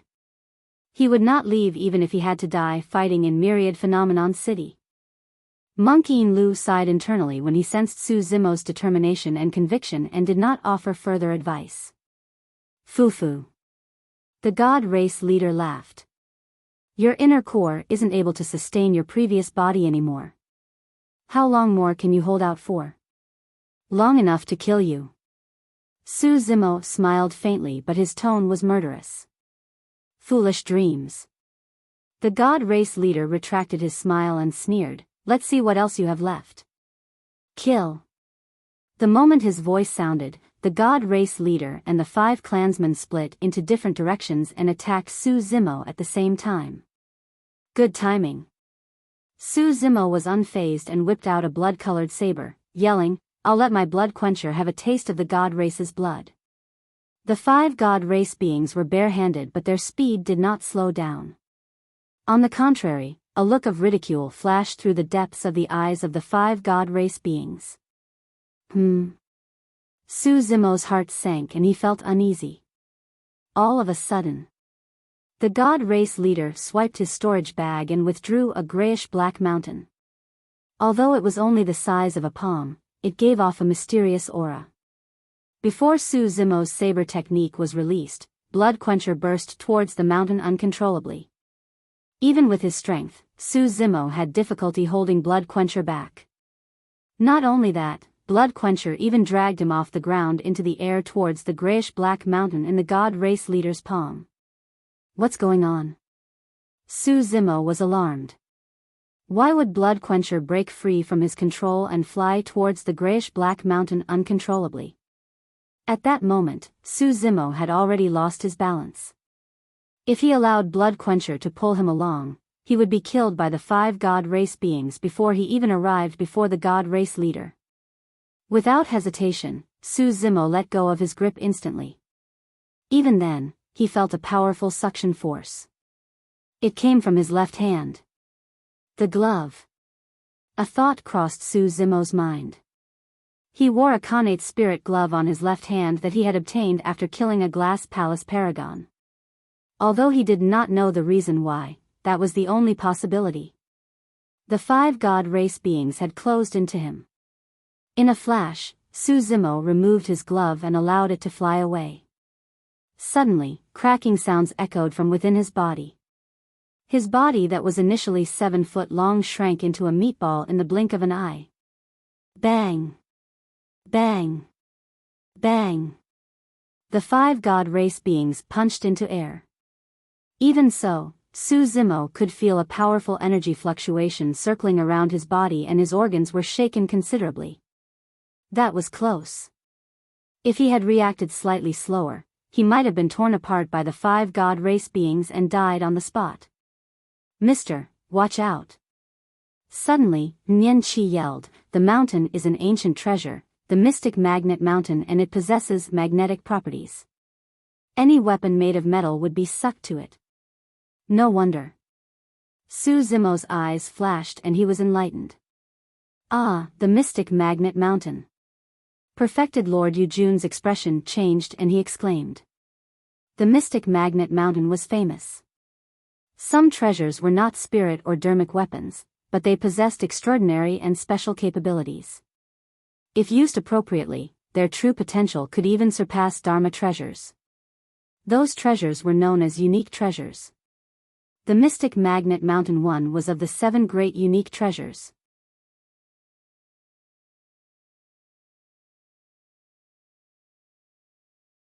Chapter 776, Opportunity. Chapter 776, Opportunity. Oh no. Perfected Lord Luo Shui had a grim expression. The mystic magnet mountain is one of the 7 great ancient unique treasures. Even if the god race leader is not able to unleash its full strength, it's more than enough to suppress everything. More than half of the 7 ancient unique treasures were lost in the ancient war. How did it end up in the hands of the god race leader? Perfected Lord Yujun frowned. At that moment, on another side of the battlefield, the Rakshasa leader who was fighting against Night Spirit noticed the commotion on this side as well. He smiled coldly and said in an odd manner, "Seems like the god race has indeed beaten us to it. It's just luck." The god race leader chuckled smugly.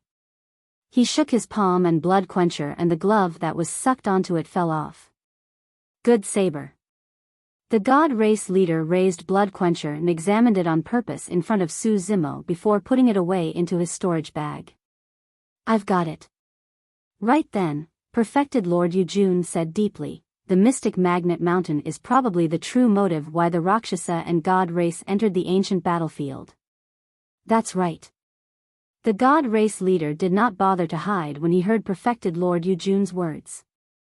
"We obtained clues to the mystic magnet mountain and entered the ancient battlefield for this unique treasure. However, we also heard that the human paragons are gathered in Myriad Phenomenon City, so we dropped by out of convenience." Indeed, it is as we expected. You're all nothing but a bunch of worthless scums. Although many paragons were furious, they could not refute him. Su Zimo remained silent and merely glared at the mystic magnet mountain in the palm of the god race leader, trying to think up a solution. His disadvantage was even greater after that unique treasure was brought out. Notwithstanding the fact that 2 of his Khanate spirit weapons were confiscated, even weapons such as his Illumination sword formation and coiling dragon seal could not be used.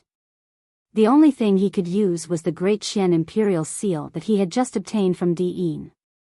However, the Great Qian Imperial Seal was a Khanate spirit weapon and would most probably not be able to go against the mystic magnet mountain.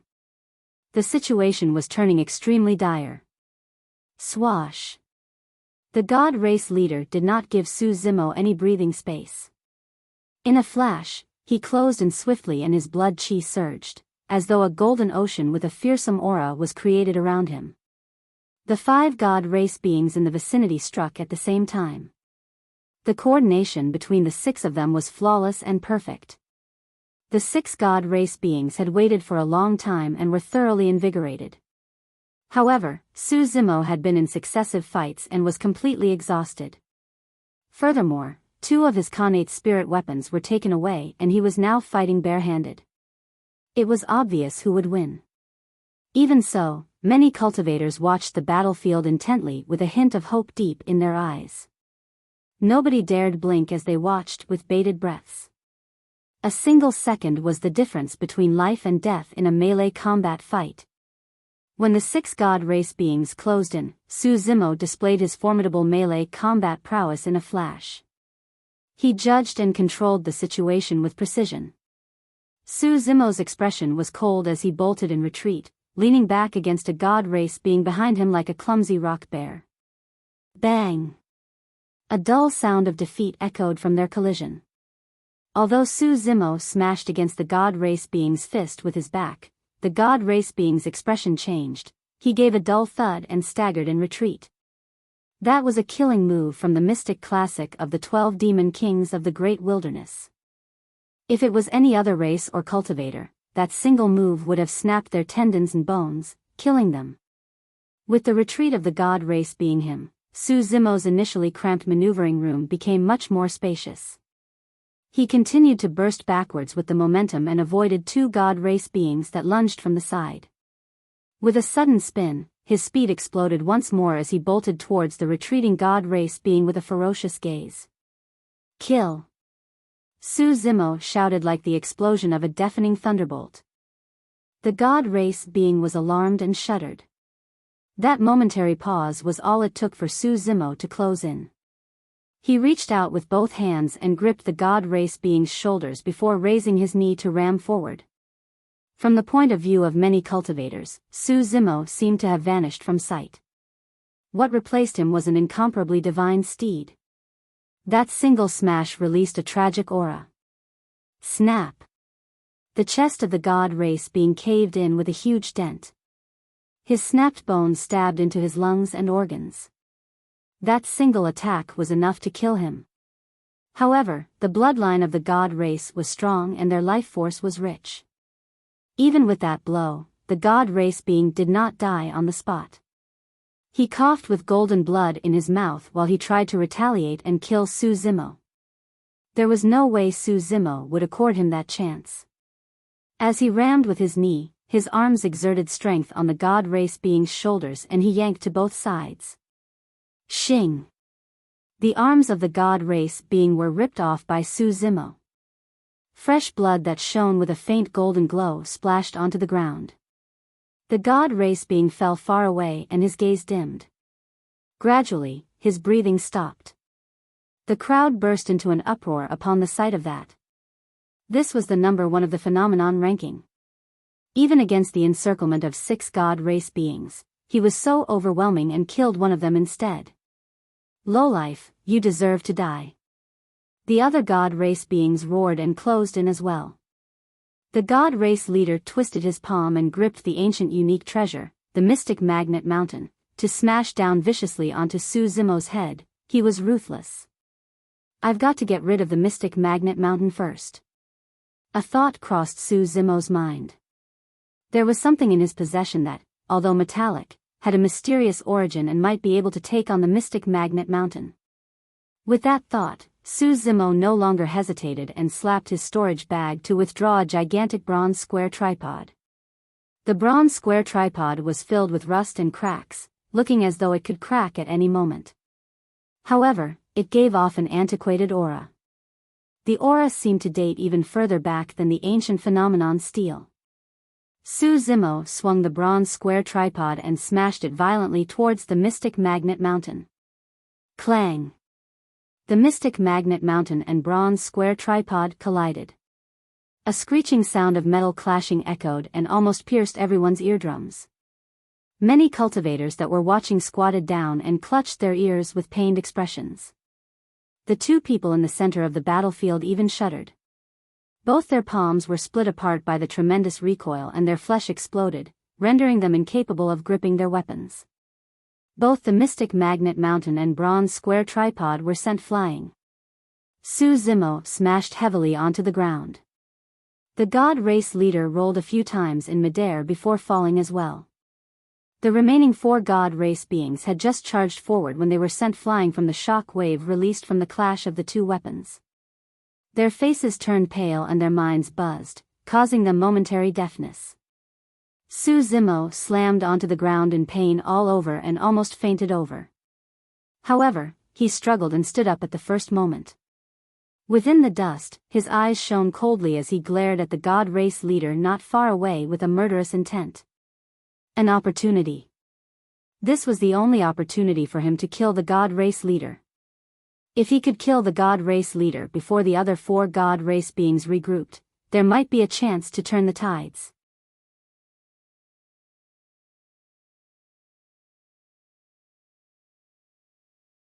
Chapter 777, Futile Efforts. Chapter 777, Futile Efforts.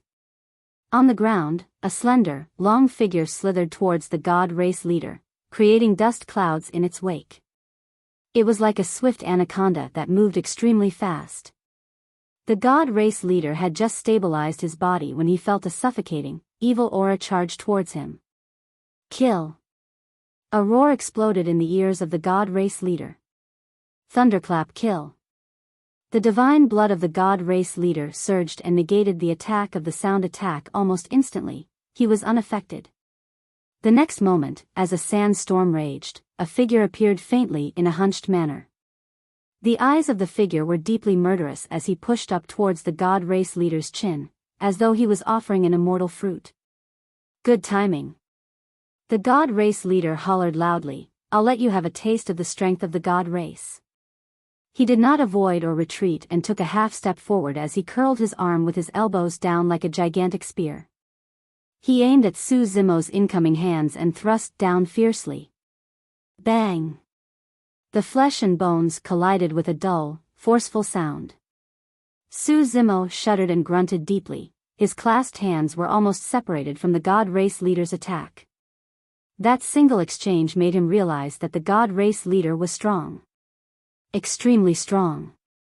Even if he was in peak condition, he might not be able to secure victory in melee combat. The bloodline of the God Race was indeed frightening. Right now, Su Zimo was already exhausted and the power of his inner core and blood chi were greatly diminished. He could not withstand the blows from the God Race leader. Right then, after the God Race leader thrust his elbows down, he took another half step forward and flung his arm fiercely like an iron whip. Swoosh! His arm smashed down towards Su Zimo's head and the wind howled in its wake. The two moves were perfectly executed with a fluid motion. Given Su Zimo's condition, there was no way he could defend against the attack. Furthermore, he had already sensed that the 4 God Race beings who were scattered not far away were already rushing over. If he were to retreat at this moment, he would lose the opportunity to kill the God Race leader completely. Su Zimo's gaze turned cold as he narrowed his eyes. He raised his right hand and gripped his fist to defend against the attack. The divine phoenix bone was in his right hand. No matter how strong the God Race leader was, he could not destroy the divine phoenix bone. If he could release the power of the divine phoenix bone, Su Zimo would be able to seize the opportunity to kill the God Race leader. If not, the God Race leader would definitely take some damage as well. Bang! The two fists collided. The power of the divine phoenix bone was not triggered. Su Zimo gasped and frowned with a pained expression. Although the divine phoenix bone ensured that his palm would definitely be intact, he still endured the terrifying blow in his arm which caused unimaginable pain. While the divine phoenix bone was a mythical object, Su Zimo was not able to wield its power yet and it did not provide much of a boost to his combat strength. Ah! The God Race leader was not in the best state either as he exclaimed and retracted his arm. His fist was bruised as blood clots converged. Naturally, a small injury as such was nothing for the God Race leader. His golden divine blood surged and his arm had already recovered. At that moment, Su Zimo endured the pain and leaped up. He withdrew the Great Xian Imperial Seal from his storage bag with his left hand and smashed it down the head of the God Race leader. He gripped his right fist and hurled it down like a gigantic hammer as well. Humph! The God Race leader did not retreat still as he extended both arms at lightning speed. His fingers were outstretched and shone with golden glows as a terrifying power surged through them. It was clear that he was releasing a secret skill of the God Race. Swoosh! Almost at the same time, the Great Xian Imperial Seal leader's hands gripped the Great Xian Imperial Seal and Su Zimo's fist. Both parties were in a stalemate right in front of one another, contending against the other's strength. You can't win. The eyes of the God Race leader flickered with golden spots. Not necessarily. Su Zimo sneered gently and suddenly, a blinding light burst forth from his right eye. It resembled a blazing sun that illuminated the entire world like daylight. An incomparably dazzling light column shot towards the God Race leader's face. Illumination Eye. This was Su Zimo's killing move. Everything he had done earlier was for this burst attack. The two of them were way too close and it was impossible to dodge. Visual technique. It's a visual technique. What a strong visual technique. It might even be comparable to Di Yin's Eclipse Eye. Cries of surprises came from the crowd. In the cultivation world, it was extremely rare to find secret skills for vocal or visual techniques. Even if one possessed the cultivation technique, they might not be able to cultivate it successfully. Throughout history, there have been countless people who blinded themselves while attempting to cultivate visual techniques. Visual techniques were secret skills that could be released instantly and were extremely difficult to defend against. Right now, the God Race leader was faced with the attack of a visual technique. The power of the light column could definitely destroy him. He could smell the scent of death that had been waiting for a long time. The God Race leader wielded the Great Xian Imperial Seal with his left hand and Su Zimo's fist with his right hand.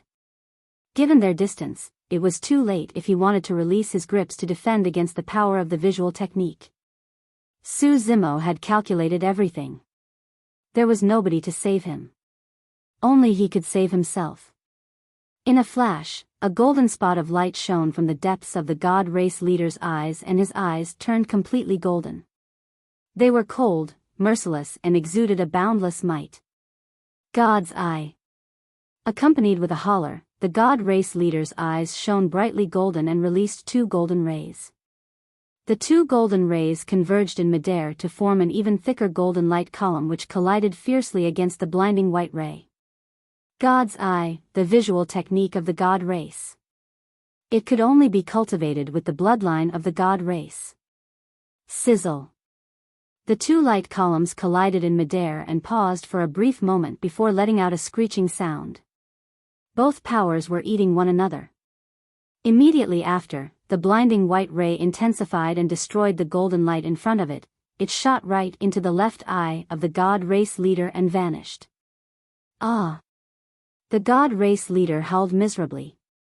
He burst in retreat and clutched his left eye. At the same time, he bit his tongue and spat out a mouthful of essence blood to set up a series of golden light shields in front of his body. Su Zimo was about to charge forward with his advantage, but he was blocked by the golden light shields. Thereafter, he was surrounded by golden, surging blood chi that attacked from all directions. The 4 god race beings had already arrived. What a pity. Su Zimo sighed when he looked at the god race leader who was not far away. In reality, if the god race leader had not cultivated God's eye, the power of Illumination eye would definitely pierce his head and kill him on the spot. However, with the obstruction of the god's eye's power, that sure kill move ended up merely blinding the god race leader's left eye. The god race leader's reaction was even swifter, and he was not flustered over the blow. He bolted in retreat instantly while laying down his moves to prevent Su Zimo from chasing him. If that wasn't the case, Su Zimo would have been able to continue his chase and kill the god race leader. He felt helpless, everything was futile. Although the fight merely lasted for a brief moment, it expended Su Zimo's final bit of stamina and mental energy. Right now, the 4 god race beings had already encircled him. It was almost impossible for him to attempt to kill the god race leader once more. Or rather, it was already impossible for Su Zimo to even defend himself right now.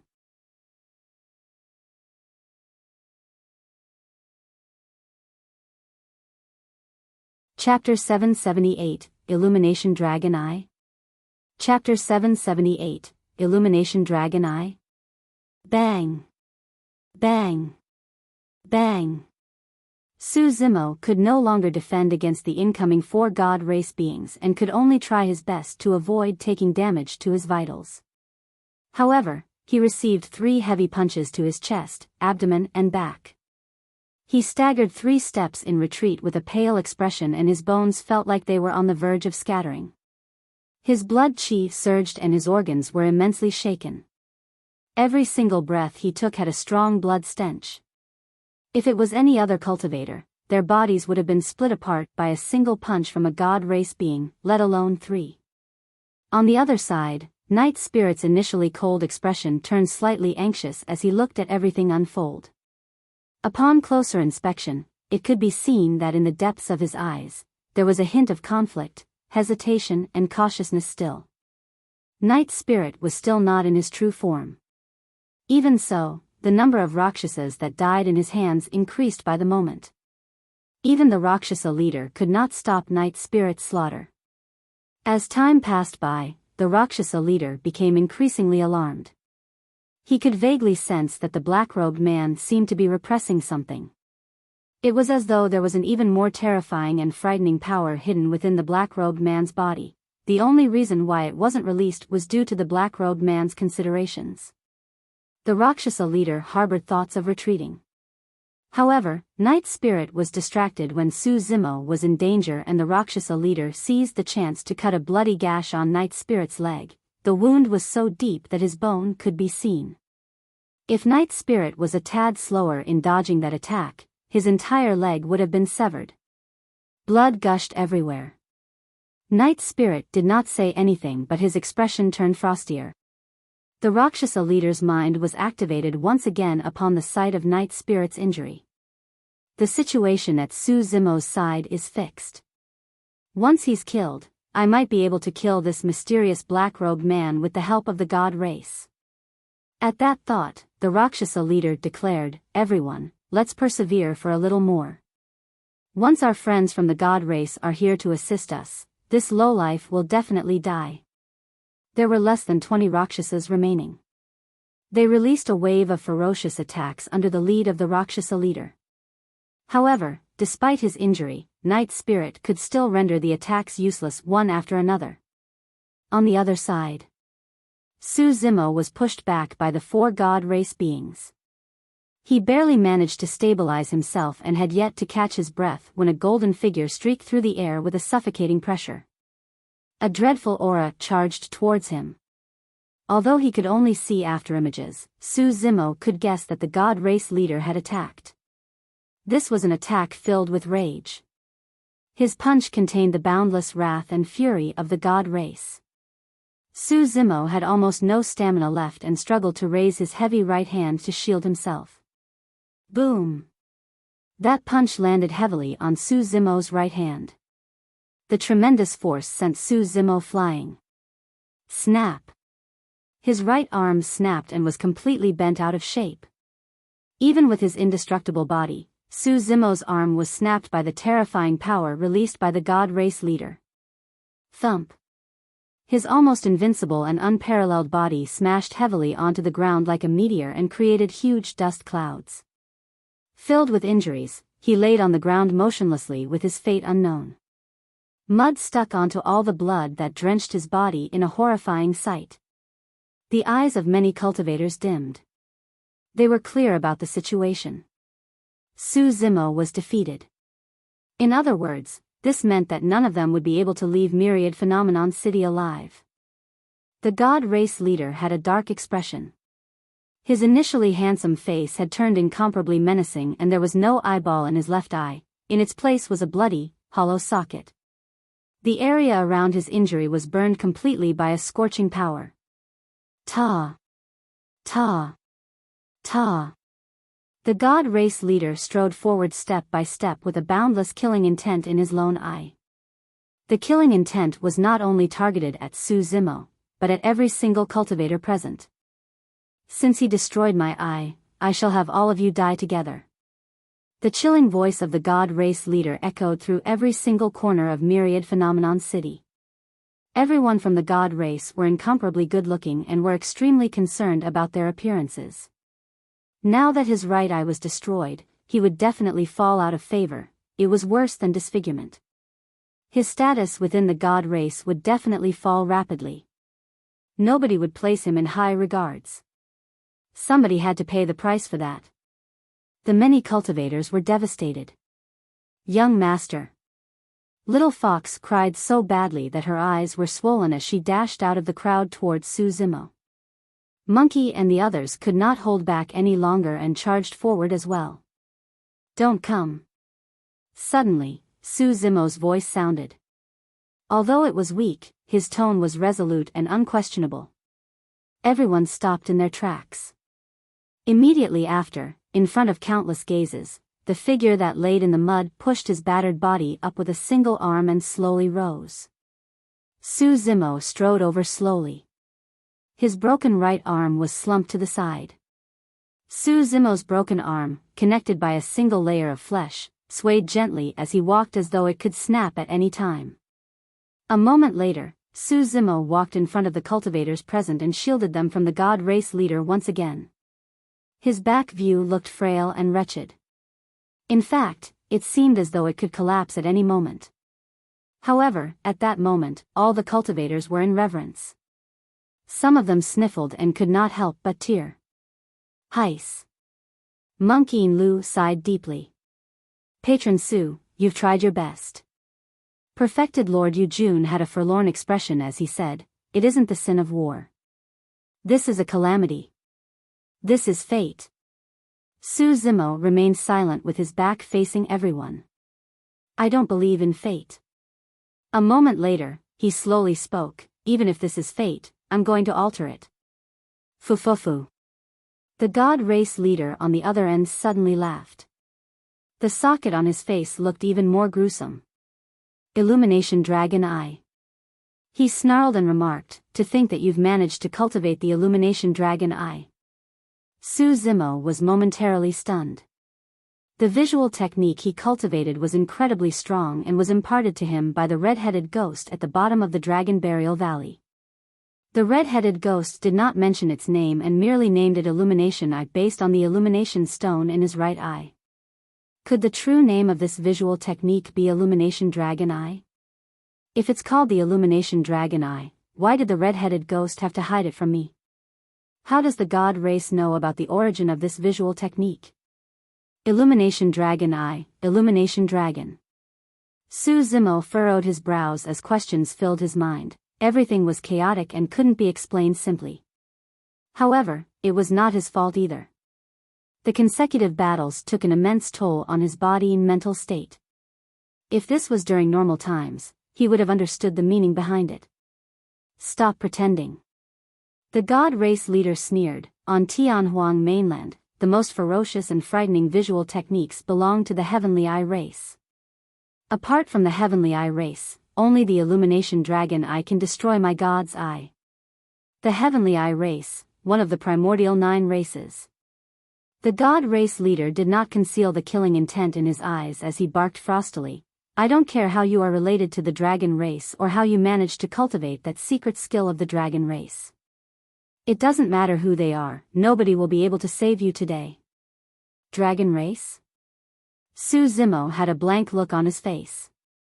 His only connection to the dragon race was the half-dragon egg he consumed back in the Dragon Bone Valley. What has his visual technique got to do with the dragon race?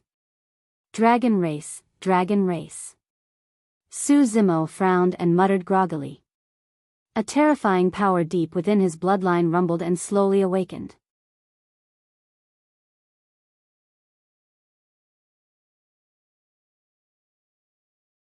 Chapter 779, Dragonification. Chapter 779, Dragonification. The single eye of the god race leader surged with boundless hatred and he emanated a torrential killing intent. Although he did a great deed by locating one of the 7 great ancient unique treasures, the mystic Magnet Mountain, in this trip to the ancient battlefield, the loss he suffered was way too great. His blinded eye was a loss that could not be reversed or salvaged. He could tell that Su Zimo hid a lot of secrets within his body. If he could get his hands on Su Zimo's secrets, he might be able to minimize his losses today. Are you still going to struggle? The god race leader walked slowly towards Su Zimo with an oppressive aura as he said coldly, given your current condition, you won't even be able to defend a single finger of mine. Blood was the only thing that could quench the god race leader's fury right now. The distance between the two of them decreased. A destructive power could descend at any moment. It wasn't just Su Zimo. Which of the cultivators present could be lucky enough to survive? Su Zimo looked at the god race leader with a cold gaze. However, there was a restless power within his body that felt like it was going to explode at any moment.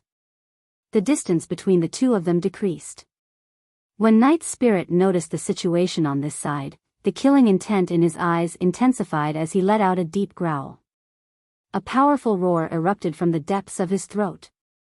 Immediately after, Night Spirit's bones began to transform. Crackling sounds echoed wildly and in the blink of an eye, an incomparably menacing beast had appeared. It resembled both a wolf and a dog with sharp fangs and purple scales lined its entire surface. Night Spirit did not revert to his true form entirely and merely his head was in his demon form. Even so, he emanated a shuddering aura. The Rakshasa leader felt his scalp prickle at the sight of Night Spirit, he was unnerved and his hairs stood on end. Thereafter, as though he recalled something, his pupils constricted violently as he murmured instinctively, "You are." Before he finished his sentence, he was interrupted by Night Spirit's roar. Immediately after, Night Spirit's speed exploded and he burst towards the Rakshasa leader. The Rakshasa leader was stricken with fear and fled in the reverse direction without hesitation. He did not turn back at all. Swash. A dark shadow tore through the air at an extremely fast speed. Its speed surpassed the speed of the Rakshasa leader and it arrived instantly. Poof! A flash of blood appeared. One of the Rakshasa leader's meat wings was pierced by the black shadow. The black shadow was Night Spirit's tail. His tail was extremely sharp and shone with a cold glint as it swayed in midair like an agile snake. The next moment, Night Spirit grabbed the Rakshasa leader's shoulders with both hands. He lunged forward and chomped down directly on the Rakshasa leader's neck. That single bite almost snapped the Rakshasa leader's neck. Why you? The Rakshasa leader's windpipe was crushed and his body convulsed. He had a terrified expression and seemed like he wanted to say something but could not complete the sentence. Night Spirit did not accord him the chance as he bit down on the Rakshasa leaders and twisted viciously. Snap! A massive head was ripped off by Night Spirit. The Rakshasa leader was dead. From the moment Night Spirit started his attack to the death of the Rakshasa leader, everything happened in less than a single breath. Although the scene was shocking, not many people noticed it. That was because almost everyone was drawn towards a sound. Ancient Dragonification art. Su Zimo's voice sounded. That's a secret skill of the human emperor. Perfected Lord Yujun exclaimed. Nobody expected that Su Zimo would persevere given the circumstances. His spirit energy was depleted and he was unable to release the ancient Dragonification art. However, earlier on, a single thought crossed his mind unfathomably. He could use the power of his inner core to activate the ancient Dragonification art. Su Zimo gathered the remnant demonic power within his body and demonic chi rumbled. With the power of his inner core, he activated the ancient Dragonification art and suddenly summoned a frightening power that lay dormant within the depths of his body for a long time. His blood chi had long deteriorated after the consecutive battles. However, at that moment, his bloodline was ignited with a tremendous wave of life force. Like a cyclone and a tsunami, it surged into every single corner of his corner and cruised through his limbs, washing through his organs. It was painful. Immensely painful. The pain was omnipresent.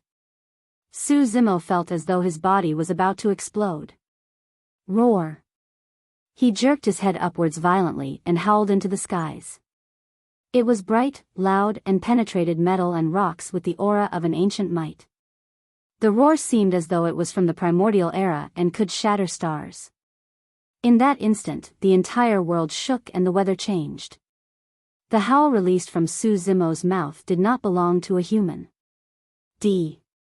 Dragon roar? Perfected Lord Yujun's eyes were widened and his voice quivered. The crowd was shocked. The next moment, right in front of countless gazes, an even more shocking scene unfolded. The broken bone of his right arm began to regenerate. His terrifying bloodline washed through his wounds continuously. His arm was forming once again. Although it could not recover completely within a short period of time, the scene was shocking enough.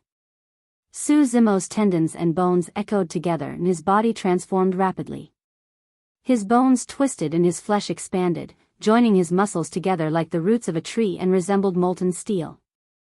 Even more frightening than that, green scales appeared on Su Zimo's arms, legs, chest and back. They shone with cold glints and extended rapidly to swiftly line his entire body. His snapped right arm did not change much as it was still recovering. However, his left arm became unusually muscular with green veins all over it. Lined with green scales, it was forceful and possessed a malevolent aura. A green glow flickered from Su Zimo's palms as the scales lined even more densely without any gaps at all. The scales were like blades and a deep green finger joint protruded with an explosive force. That was no longer a palm, it was a claw. The claw was cold and sharp as it gave off a shuddering aura and was not weaker than any weapon. Clang! Instinctively, Su Zimo moved his fingers such that the sharp claws made contact. Instantly, a jarring sound of metal colliding echoed. Su Zimo was stunned when he looked at that strange, gruesome palm of his. The ancient Dragonification art had gone out of his control completely. He had truly transformed into a dragon. Although it was not the same shape as someone from the dragon race, his body no longer looked like a human. Even perfected Lord Yujun was shocked, let alone the cultivators present.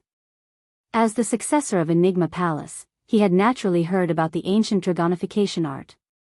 However, was this the effect of releasing the ancient dragonification art? Could it really transform a cultivator as such? Su Zimo was puzzled as well. Even if he had activated the ancient dragonification art using his inner core, it would definitely not result in this transformation. There must be another reason for this. Su Zimo did not have time to think about it. Right now, he had something more pressing on hand. He had to get rid of the god race. After his dragonification, Su Zimo was still unable to use his right arm. However, he could sense that his body became even more terrifying and frightening. It possessed boundless strength. The expression of the god race leader turned extremely grim.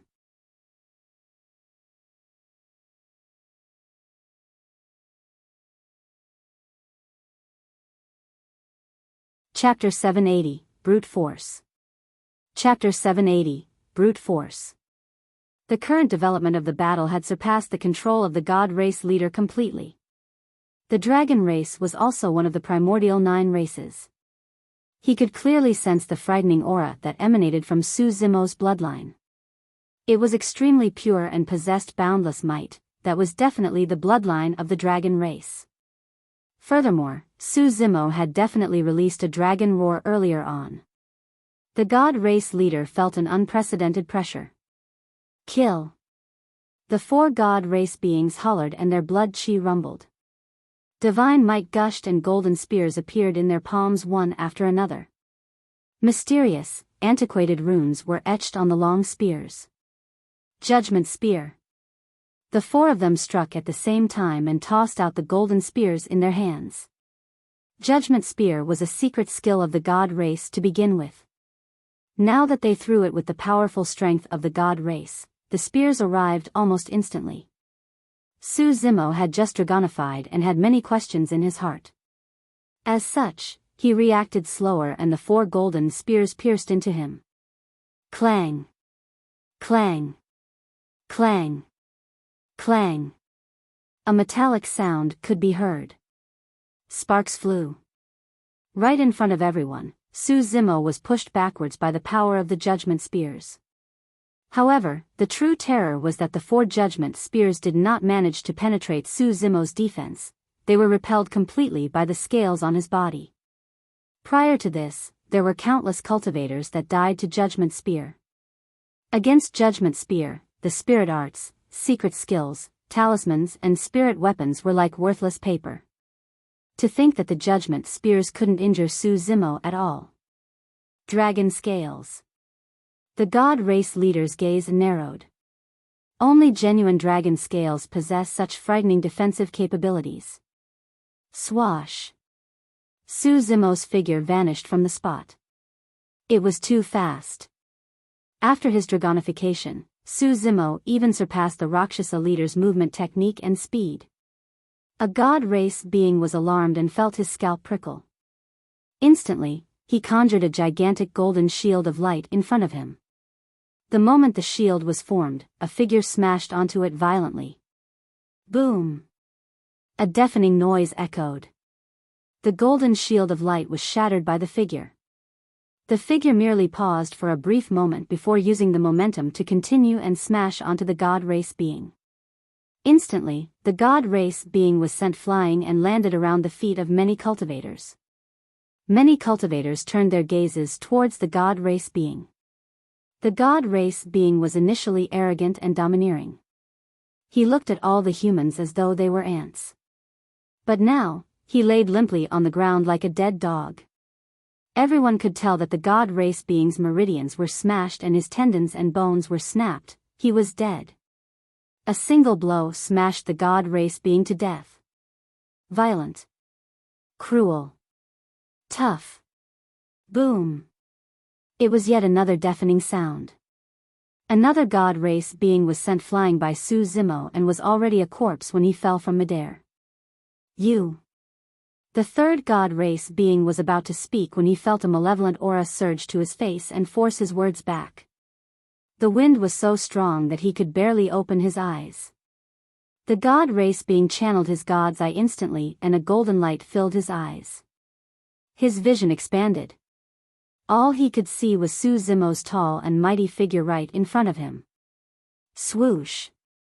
Su Zimo extended his green claws and grabbed the top of the person's head. The god race being raised both arms upwards to try and defend against Su Zimo's attack. However, Su Zimo was way too strong. The god race being's arms could not handle the blow. The green dragon claw descended and crushed the god race being's head. The final god race being was scared out of his wits and turned to flee. However, he heard a dragon roar the moment he turned. His mind was shaken. The god race being shuddered. He felt a sharp pain in his chest that caused his body to convulse involuntarily. He struggled and looked down. A bloodied claw appeared in front of his chest. Within the palm was a steaming heart. That was his heart. The god race being's head fell to the side and he died on the spot. Everything had happened too quickly. Almost in the blink of an eye, the four god race beings who surrounded Su Zimo initially had all fallen onto the ground and became corpses. Even if the god race leader wanted to step in, he would not have been able to stop Su Zimo. After Su Zimo killed the four god race beings, he did not charge towards the god race leader. Instead, he transformed into a green streak of light in a flash and instantly appeared beside Nian Qi. There had always been a god race being watching over Nian Qi. All of a sudden, the god race being felt uneasy and his eyelids twitched. Before he could react to it, a green light flashed before him. Get lost. Immediately after, he heard a cold voice sound in his ears. God's jurisdiction. The god race being did not hesitate and roared. His bloodline surged as he released his bloodline phenomenon right away. His figure vanished from the spot. In its place was an old, mysterious pyramid. Millions of living beings prostrated around the pyramid and recited prayers sincerely. Su Zimo had a cold gaze and he possessed the might of someone that looked down on all life. He extended his left hand and gripped his dragon claw into a fist to pummel fiercely on the pyramid. Bang! Boom! Boom! The pyramid that had just formed collapsed instantly against Su Zimo's punch. Even a bloodline phenomenon could not withstand a single punch from Su Zimo. There was no technique or skill involved. It was absolute strength. He was overwhelming everything with brute force. There was nothing that could stop the rampage of the dragon race. The pyramid collapsed and the god race being who was connected to it coughed out a mouthful of fresh blood with a shocked expression. Before his figure could descend, Su Zimo threw out a second punch. Another god race being was dead. Su Zimo reached out with his sharp nails and scratched across the ropes on Nian Qi's body gently. The ropes snapped instantly. Finally, Nian Qi was free. Thank you, young master. She teared in joy. Su Zimo nodded and turned around, walking step by step towards the god race leader. He emanated a torrential ferocity and his gaze was deadly. To be able to cultivate to his level and become a leader among the god race beings of his generation, the god race leader was definitely not a cowardly man. Furthermore, he had no way of retreat. He was now the only person left among the 7 god race beings that entered the ancient battlefield. It was impossible even if he wanted to escape. He had to fight with his life. Well. The god race leader had a grim expression and his lone eye flickered violently.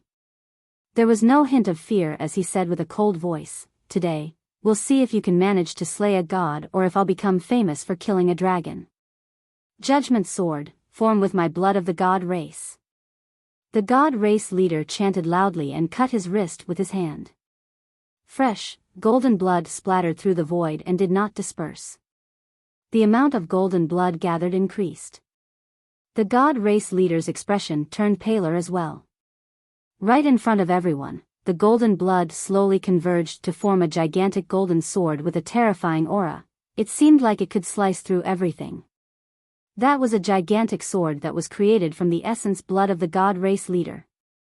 Every single portion of the sword possessed the purest and most terrifying power of the god race bloodline. Although this sword was created from blood, it was even more terrifying than Khanate spirit weapons. The god race leader believed that even Su Zimo's dragon scales won't be able to defend against the sharpness of the judgment sword.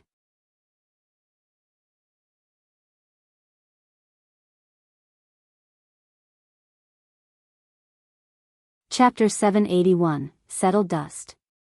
Chapter 781, Settled Dust. Clang. The gigantic golden sword in the hands of the god race leader let out blinding rays and his aura exploded. In a flash, he burst towards Su Zimo. Su Zimo's gaze was cold and he did not avoid or dodge.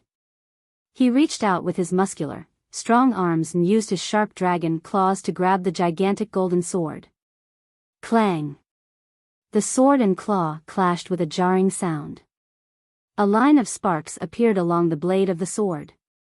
Although the gigantic golden sword was sharp, it could not cut away the terrifying claws. A dragon's claw was the toughest part of its body. The sword was repelled high into the air. The expression of the god race leader changed starkly. That single clash made him realize that he could no longer take on the dragonified Su Zimo head-on with his current strength. The bloodline of the dragon race was not the only thing flowing through Su Zimo's body after his dragonification. His powerful bloodline cultivated from the mystic classic of the 12 demon kings of the great wilderness flowed within his body as well. Not only that, the dragonification process started from the human emperor's secret skill. In other words, by some freak coincidence, Su Zimo managed to combine multiple powerful techniques together. The might of his dragonification was imaginable. Boom! Su Zimo's aura rose and he leaned forward, arriving before the god race with a heavy stomp. The ground shook and the mountains trembled. Roar! The dragon roar echoed through the world relentlessly. Su Zimo reached out with outstretched fingers and his gigantic, scary dragon claw blanketed over the god race leader's head as it grabbed down. The god race leader grit his teeth and retracted his sword to defend. Clang! It was yet another head-on collision. The bloodline on the gigantic golden sword was shaken considerably and its blood chi dissipated. The god race leader's expression turned even paler. The bloodline of the god race was terrifying, and because they were physically strong, they were the best in melee combat among the primordial 9 races.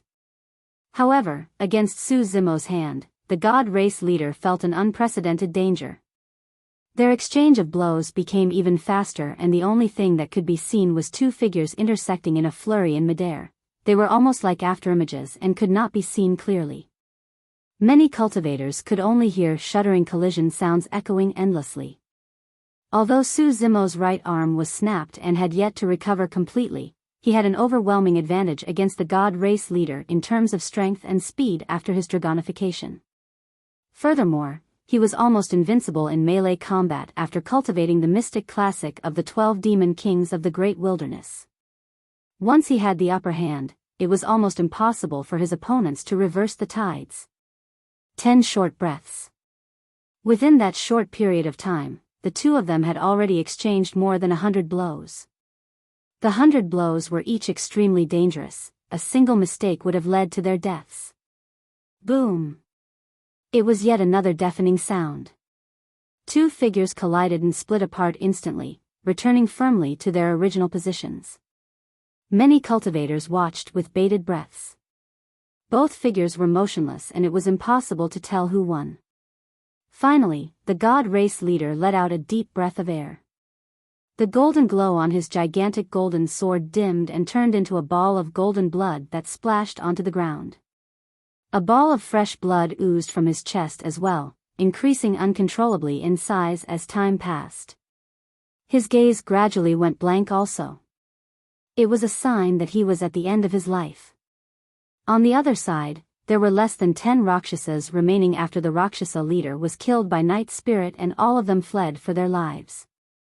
Night Spirit was relieved when he saw that Su Zimo was fine. After a quick glance at Su Zimo, he chased down the remaining Rakshasas in a flash. Su Zimo could vaguely guess that Night Spirit was probably hunting down the rest of the Rakshasas because he was worried his secret might be leaked. Unfortunately, I fell a little short. The god race leader glared at Su Zimo and slowly said, "If I could kill you, the situation would be entirely different right now. However, it's nothing much either." He gave a bitter laugh. "I've said that the age of the human race has long passed. Today's battle merely proved my point further." "Oh. The Rakshasa and god race has been completely annihilated in today's battle." Su Zimo sneered. "And what about that? The human race has lived in peace for way too long and no longer possesses the same fighting spirit of the past." The god race leader pointed at the cultivators at the front and shook his head in laughter. "Look at the grim faces of your so-called human paragons. They did not even have the courage to resist when they faced us of the god race. How can you guys even rule over Tianhuang mainland? Su Zimo, while you may have won today, you are just one person. A single person won't be able to save the entire human race.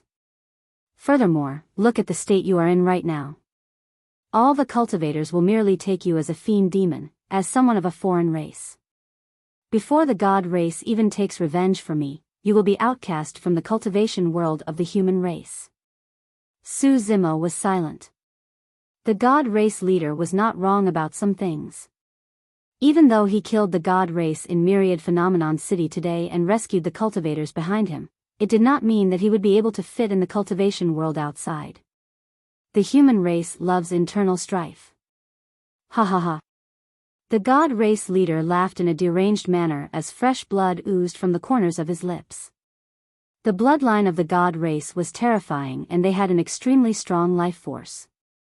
Even though his internal organs were ruptured at that moment and his chest was pierced by Su Zimo's dragon claw, he was still hanging on to life and was not dead yet. "You are wrong, I'm not alone." Su Zimo looked calmly at the god race leader and said, "There are countless human cultivators out there.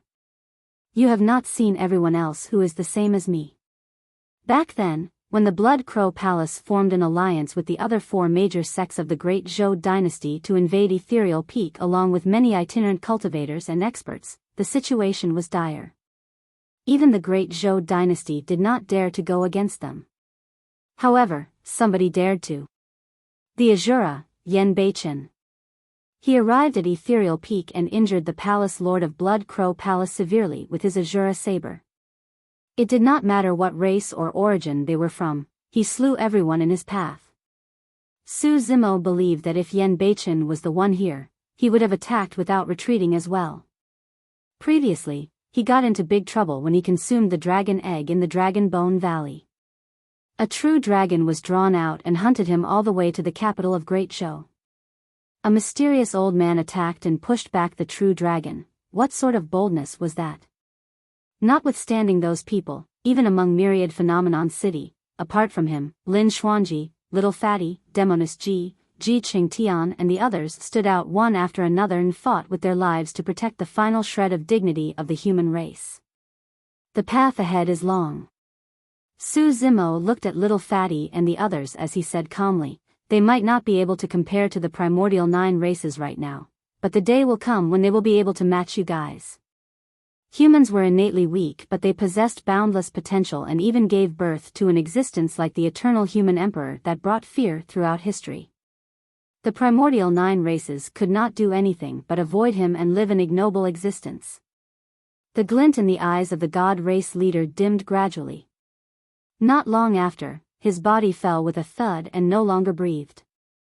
Everything was over, the dust was settled. Many cultivators were finally relieved of their pressure. Everyone felt as though they had just escaped death. There was an indescribable joy. Every single cultivator had a conflicted expression as they gazed at Su Zimo, who was soaked in blood and the corpses strewn across the city. Prior to this, many among them shouted at Su Zimo and wanted to kill him, attacking Little Fatty, Xiaoning and the others as well. But now, their lives were saved by Su Zimo. At the thought of that, many cultivators looked ashamed and even guilty.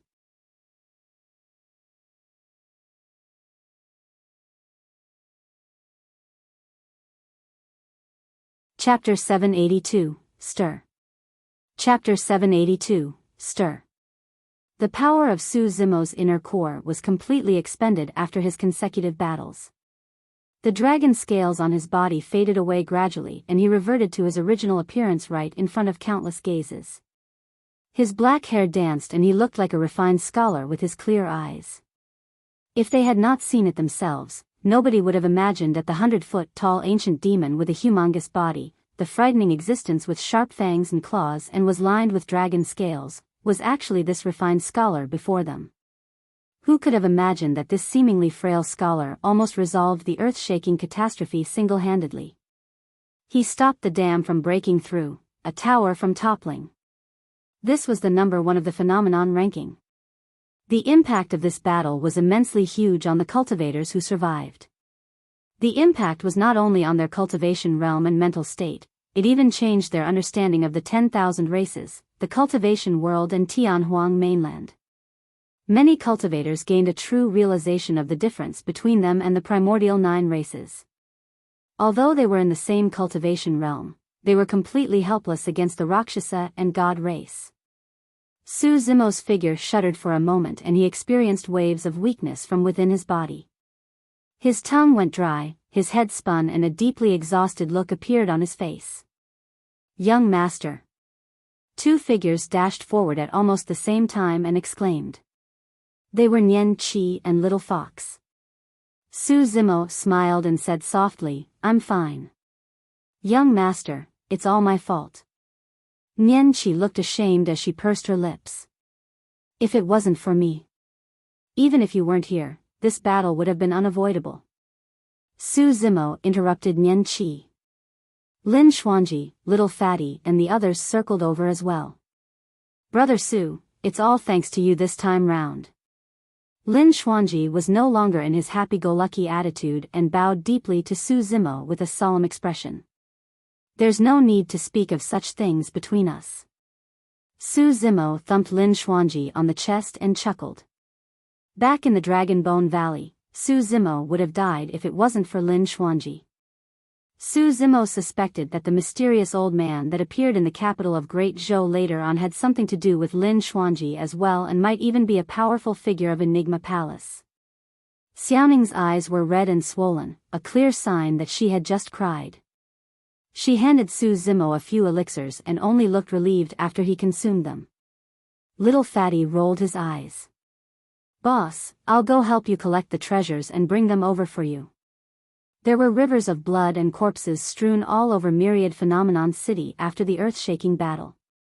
However, there were countless treasures within the rivers of blood and corpses.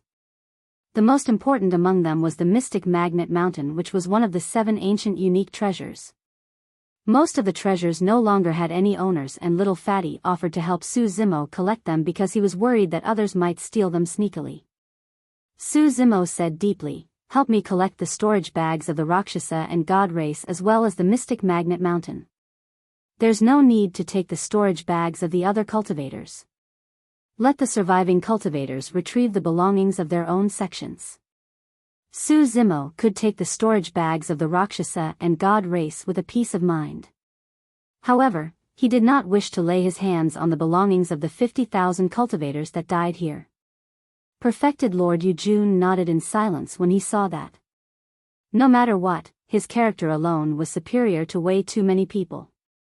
Little Fatty helped to collect the bronze square tripod and other treasures and handed them to Su Zimo. Fufufu. Suddenly, a chuckle came not far away. A cultivator stood on Zephyr Thunder and arrived before everyone at an extremely fast speed. He stood on midair and looked down upon the masses. Tian Ming. Perfected Lord Luo Shui frowned. It was Perfected Lord Tian Ming of Zephyr Thunder Palace who had escaped from Myriad Phenomenon City earlier on. Perfected Lord Tian Ming surveyed the surroundings and his gaze lingered on Su Zimo for a long time, coveting the storage bag on the latter's waist with a greedy look. Su Zimo lowered his eyes slightly without saying anything. The hearts of Perfected Lord Yu Jun and the other two sank upon the sight of Perfected Lord Tianming's return. Su Zimo was completely spent by now. Although he had just consumed elixirs, there was no way he could absorb the medicinal effects within a short period of time. Night Spirit had already left to hunt down the remaining Rakshasas. The three of them were severely injured and their wounds would open up if they made any large movements. There was no way they could fight. The other cultivators were all golden cores and almost everyone was injured. If Perfected Lord Tianming harbored evil intentions, nobody could stop him. Perfected Lord Yu Jun asked indifferently with no emotions, Tianming, since you've already fled, what are you doing here again? When the Rakshasa race attacked, the Rakshasa leader chased after Perfected Lord Tianming. The reason why Perfected Lord Tianming survived was because the three Perfected Lords saved him in the nick of things. Yet, Perfected Lord Tianming turned to flee and left the three of them in a precarious situation. The three of them harbored immense detest towards this person. If they were not severely injured and in a bad state, Perfected Lord Luo Shui might have already attacked him given her temper. Fellow Daoist Yu Jun, what are you saying? Perfected Lord Tianming smiled gently. I meant to sacrifice myself by luring away the Rakshasa leader when I left Myriad Phenomenon City. To think that he didn't chase after me. When I noticed that, I headed back immediately with the intention of fighting the Rakshasa race to the death. Seems like I was a bit too late. His explanation was filled with loopholes and even a child would not believe him, let alone the three nascent souls. Many cultivators of Zephyr Thunder Palace felt their cheeks burning in shame. Shameless coward. Perfected Lord Luo Shui could not help but chide. Humph. Perfected Lord Tianming replied coolly, Luo Shui, you've got to watch your words. I can kill you with ease given your current condition. It's best if you don't provoke me. Perfected Lord Luo Shui stood up furiously. Despite the rupturing of her wounds, she shouted with dignity, Tianming, you are nothing but a coward that ran off with his tail between his legs in front of the Rakshasa race. How dare you get cocky in front of me? Perfected Lord Tianming's expression darkened and his gaze shimmered. He looked at Perfected Lord Luo Shui for a long time before retracting his gaze and repressing his killing intent. Right now, he had something more pressing on hand and did not want to waste time with others. Perfected Lord Tianming said indifferently, on account of the fact that you're someone from Snowdrift Valley and you're a woman as well, I'll spare your life for the time being. I've returned to deal with something else. With that said, he turned to look at Su Zimo. Junior, hand over your storage bag and I'll spare your life. Perfected Lord Tianming said coldly with an indifferent expression. The crowd gradually went silent. Many cultivators looked indignant but they did not dare to speak up. Tianming, what's the meaning of this? Perfected Lord Yu Jun repressed his fury as much as he could and said with a deep voice, this catastrophe was resolved because of Su Zimo. Yet, you're trying to hit him when he's down now? You're making things sound too serious. Perfected Lord Tianming replied, he possesses the secret skill of Zephyr Thunder Palace, the Perfected Lord Tianming. I'm merely retrieving the secret skill of my sect. What do you mean by hitting him when he's down? Since your intention is to retrieve the Purple Thunder Manual, why do you need his storage bag? Monkey Lu questioned. Perfected Lord Tianming chuckled. Who knows what else he's keeping in his storage bag? There might be other treasures from Zephyr Thunder Palace apart from the Purple Thunder Manual. I'll do a quick check and retrieve everything at one go. He was almost blatantly committing a robbery. He's clearly taking advantage of the situation and yet he puts it across so righteously. How shameless. Little Fatty could not help but curse. Lin Xuanji and the others were enraged as well.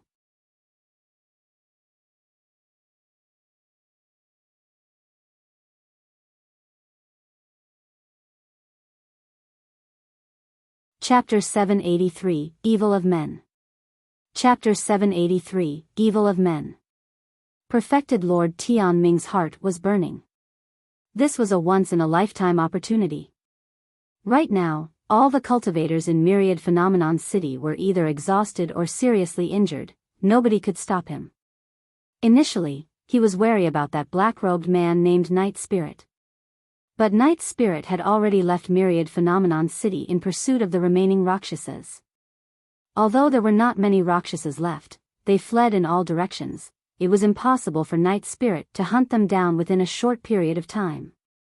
As long as he could get his hands on Su Zimo's storage bag as soon as possible and flee far away to hide, nobody would be able to find him in this vast ancient battlefield.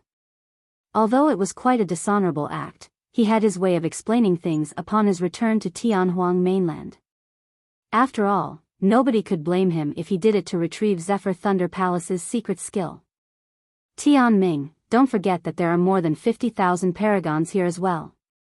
Perfected Lord Yujun said deeply, you've got to get through them before you can get your hands on Su Zimo's storage bag.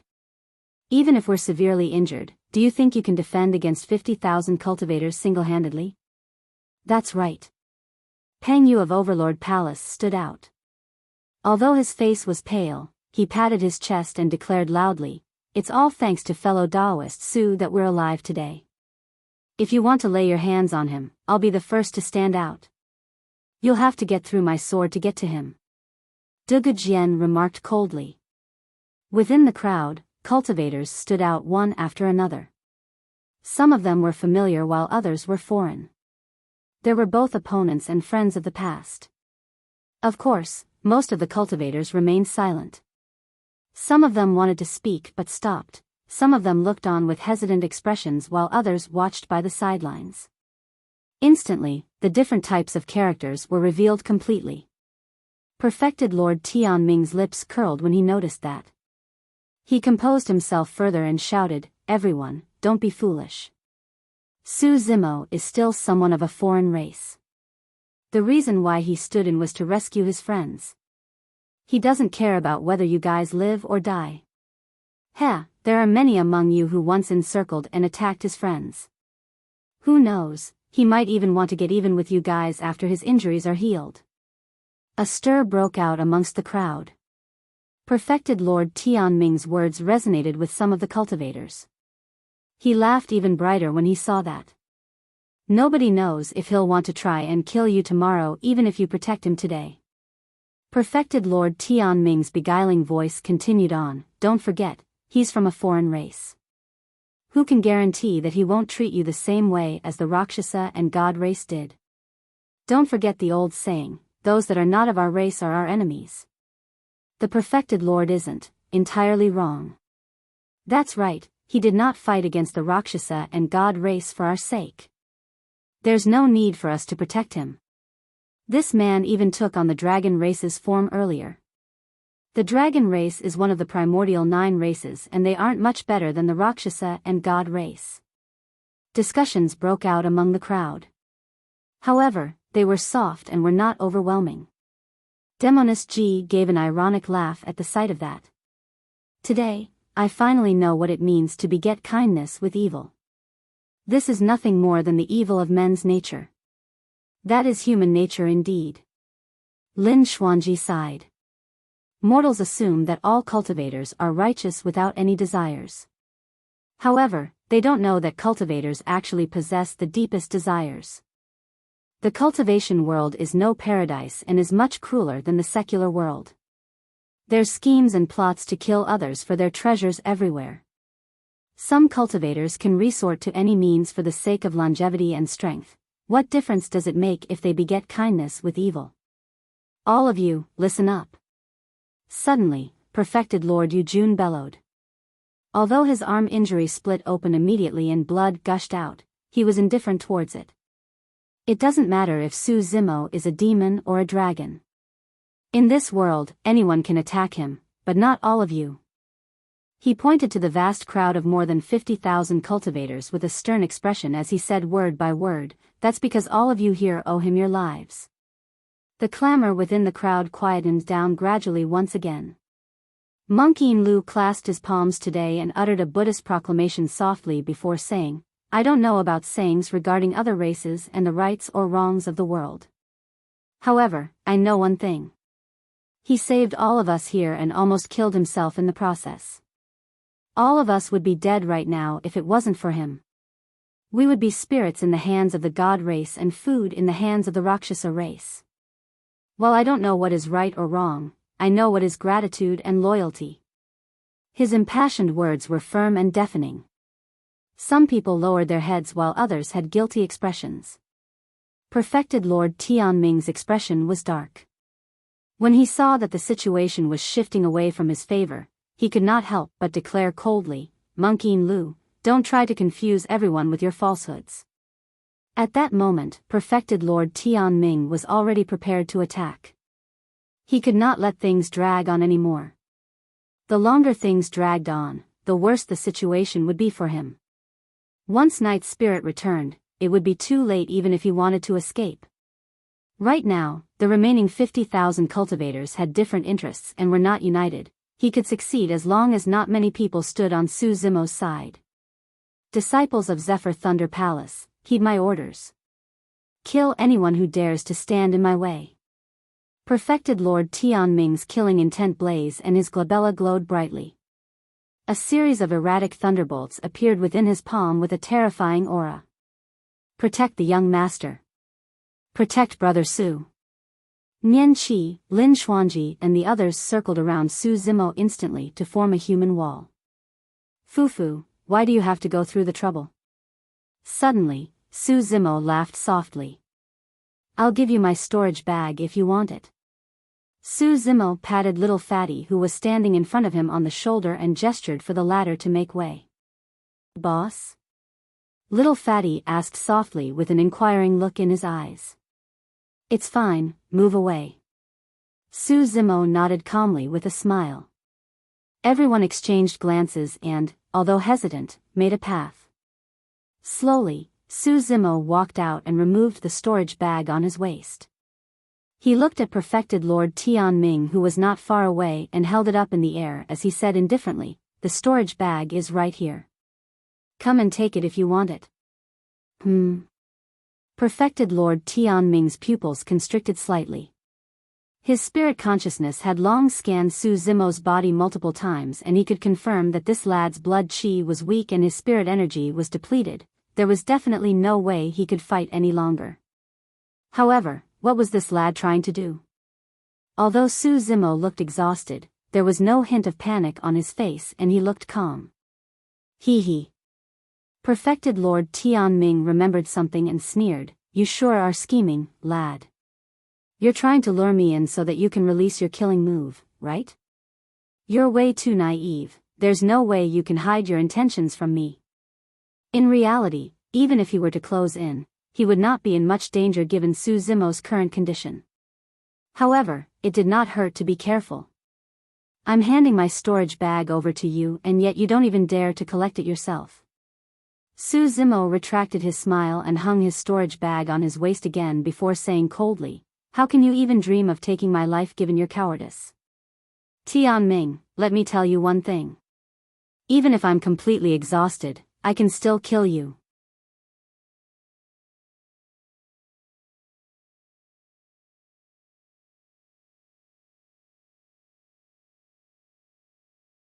Chapter 784, Encompassing Blood Chi.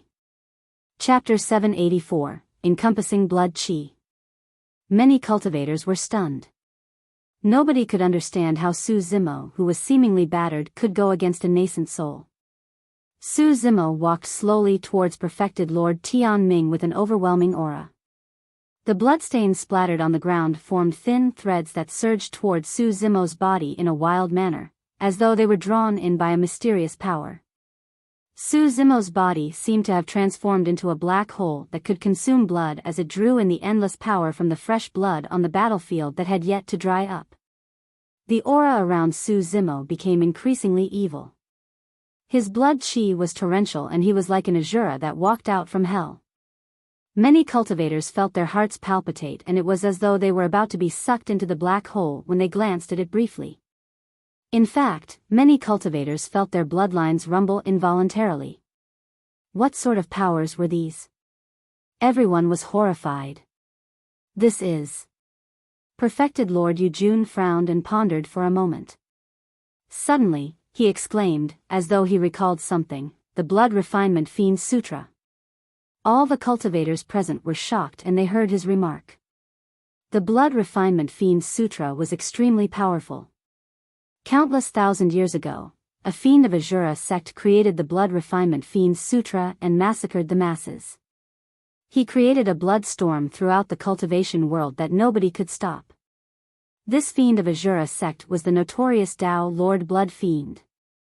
Back then, Tao Lord Blood Fiend was the titular disciple of Asura sect and was invincible across the same cultivation realm. Although he was not at the Dharma characteristic realm, his combat strength could match conjoint bodies. In fact, many conjoint bodies did not dare to challenge him. The Mahayana realm came above the conjoint body realm. Everybody at the Mahayana realm were all patriarchs that rarely appeared, they were untraceable. During that period of time, although there were many experts that formed alliances to try and kill Tao Lord Blood Fiend, he was crafty and would escape 1,000 miles when he detected the slightest activity. All the experts failed one after another. Later on, there were even rumors that a patriarch of the immortal sects showed himself to deal with this matter. Although Tao Lord Blood Fiend was severely injured, he managed to escape with the use of a terrifying escape technique. The fact that a Mahayana patriarch appeared to stop a Dharma characteristic Tao Lord was shocking enough, let alone his escape from the patriarch. This matter created an earth-shaking battle between the immortal and fiend sections. Tao Lord Blood Fiend's reputation was spread far and wide. Everybody knew that with his endowment, he would definitely become an emperor if he continued cultivating. Furthermore, his combat strength would be comparable to the ancient emperors. He would definitely be a catastrophe to the entire cultivation world and the living masses. Finally, a monk appeared from seclusion. This monk was the titular disciple of Daming Monastery for that generation, Monk Daming. Before he appeared, there was no news of him in the world. In fact, there were few who had heard of him in the entire cultivation world. It was only after Monk Daming appeared and engaged Tao Lord Blood Fiend in a massive battle that ended in a draw that his reputation was spread throughout the world. Later on, the two of them fought countless times, but all of them ended in draws.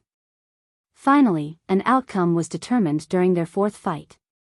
The ending of the great battle was a mystery for the entire cultivation world. Nobody knew the exact story.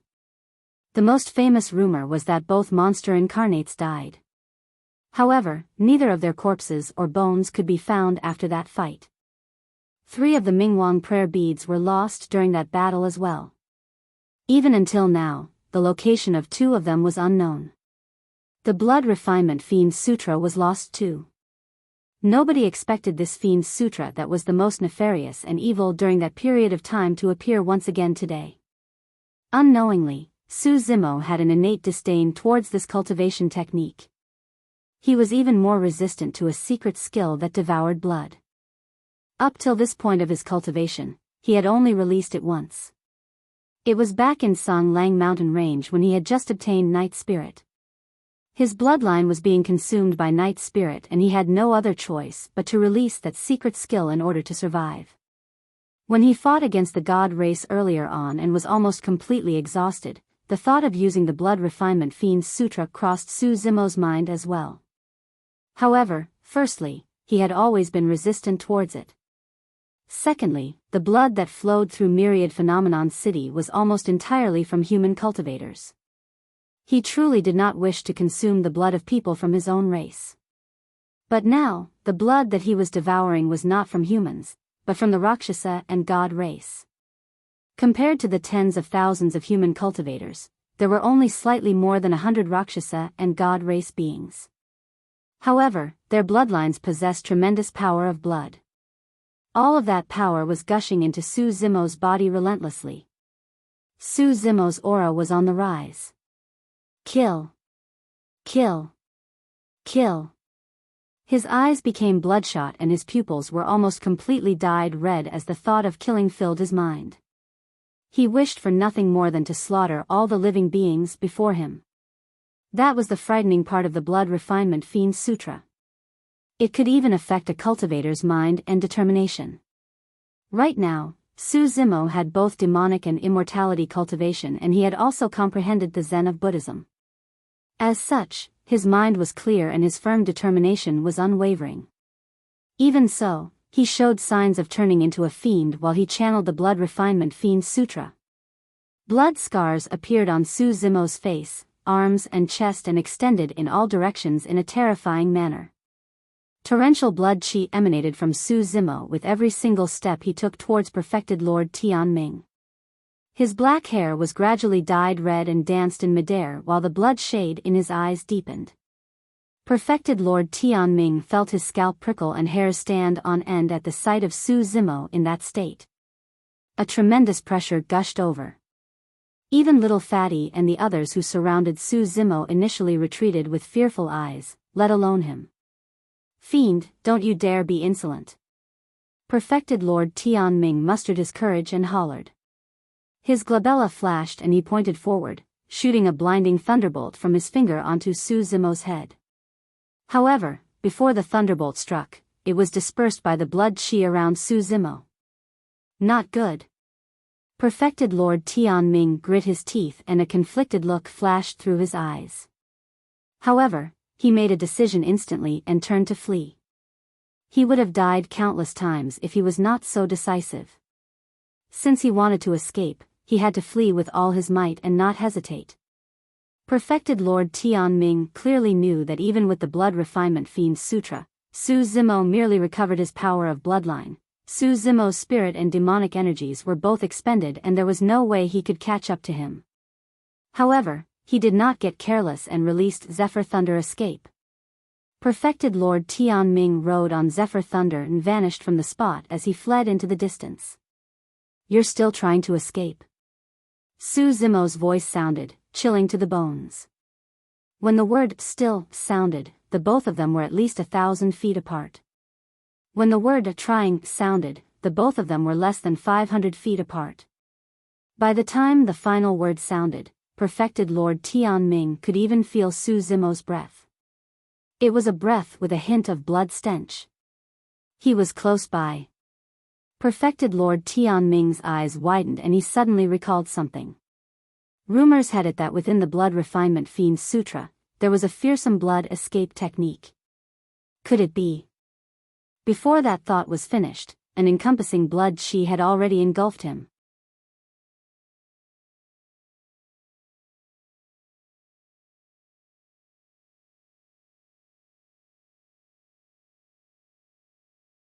Chapter 785, Reward for the Number 1. Chapter 785, Reward for the Number 1. Green Thunder Armor. Perfected Lord Tianming's eyes widened and he roared as he channeled his essence spirit wildly. Dermic powers surged and rays of green-colored thunderbolts sizzled across the surface of his body in a blinding manner. At that moment, the blood qi had surged over and engulfed his body entirely. Outsiders could merely see a massive blood mist that rumbled in midair. It was grisly scarlet. Green thunderbolts could be seen faintly flashing from within the blood mist. However, nobody could see the figures of both people within.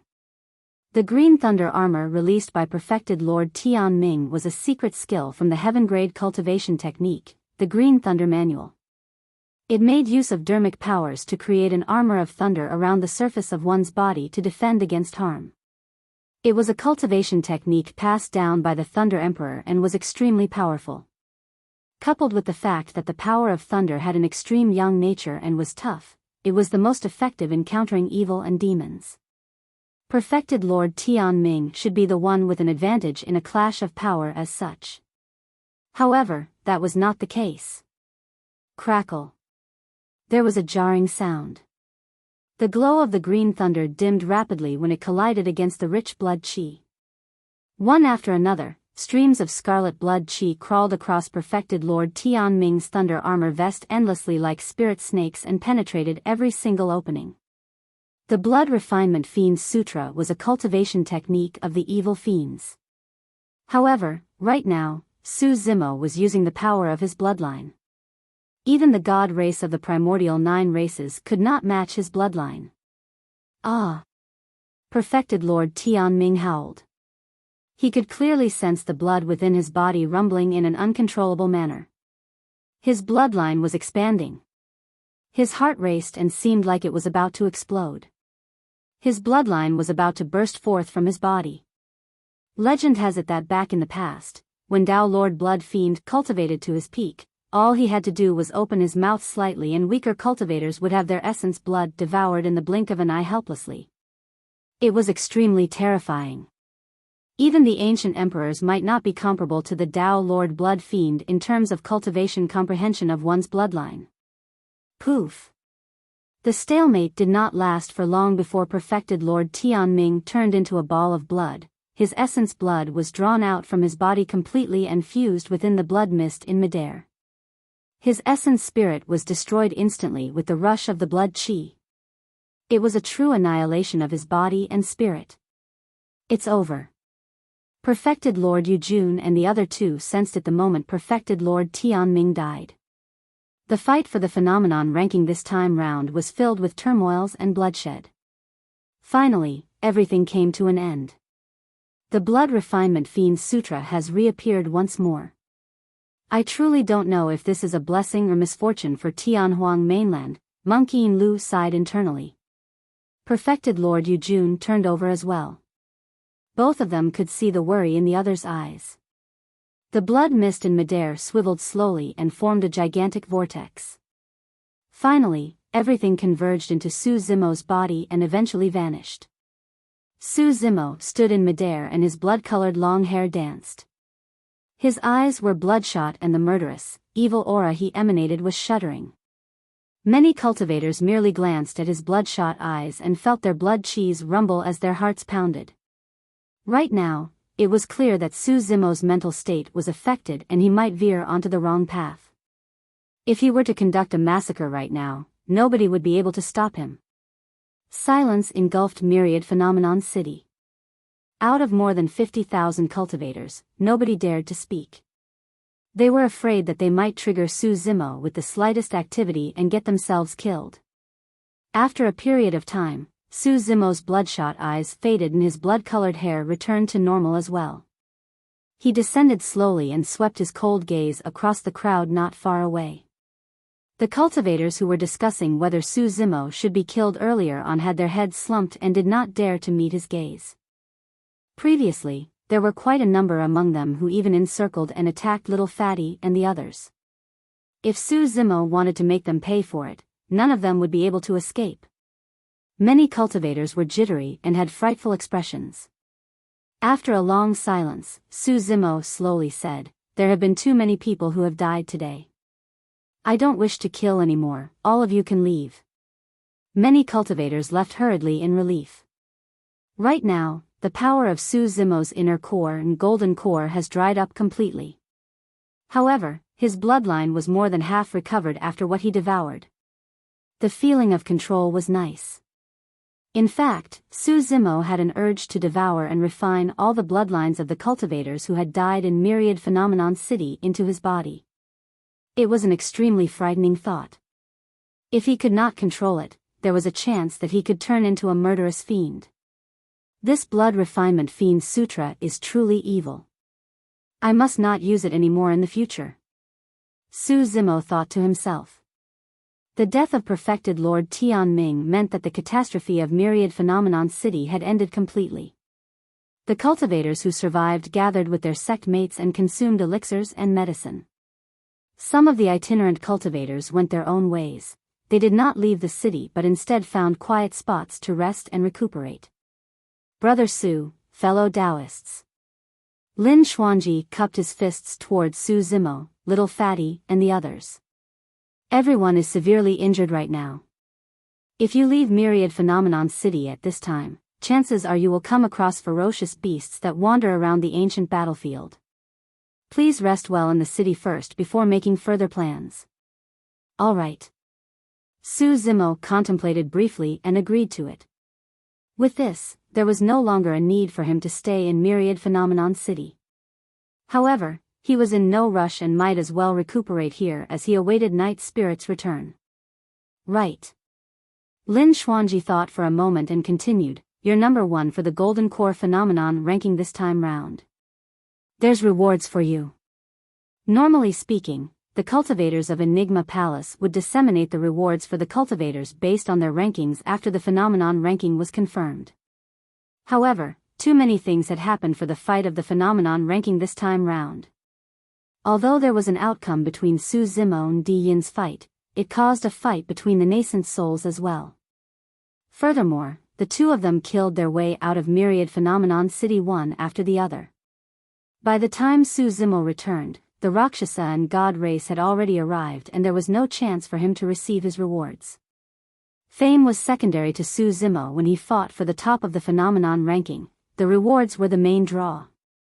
The rewards for the number one of the phenomenon ranking were extremely enticing. There was even a chance for him to get his hands on heaven-grade cultivation techniques or connate dermic weapons. Su Zimo would definitely advance to the nascent soul realm if nothing untoward happened after he left the ancient battlefield. Even at this moment, he did not possess a connate dermic weapon that belonged to him. The old monk at the Dragon Burial Valley told him that if he could obtain a connate dermic weapon when he was at nascent soul realm, he could refine it to become his destiny dermic weapon. The power and level of the dermic weapon would rise alongside his own cultivation realm. However, its grade would not change and would always be at connate grade. Although Su Zimo looked forward to the rewards as the number one of the phenomenon ranking, he knew that now was not the time for it. Myriad Phenomenon City was a tragic sight with rivers of blood and corpses strewn everywhere. Many cultivators were severely injured and perfected Lord Yujun had even lost an arm. There's no rush. Su Zimo replied, we'll talk about it after Senior Yujun recovers. I'll stay in the city for a period of time. That's good. Lin Xuanji smiled and nodded. The rewards for the number one of the phenomenon ranking were extraordinary and required a nascent soul of Enigma Palace to channel his essence spirit using Enigma Palace's secret skill to activate the ancient phenomenon steel. The ancient phenomenon steel had a dimension of its own. Within it were countless mystical treasures, weapons and cultivation techniques. The sort of treasures one would obtain would depend on his fortune and fate.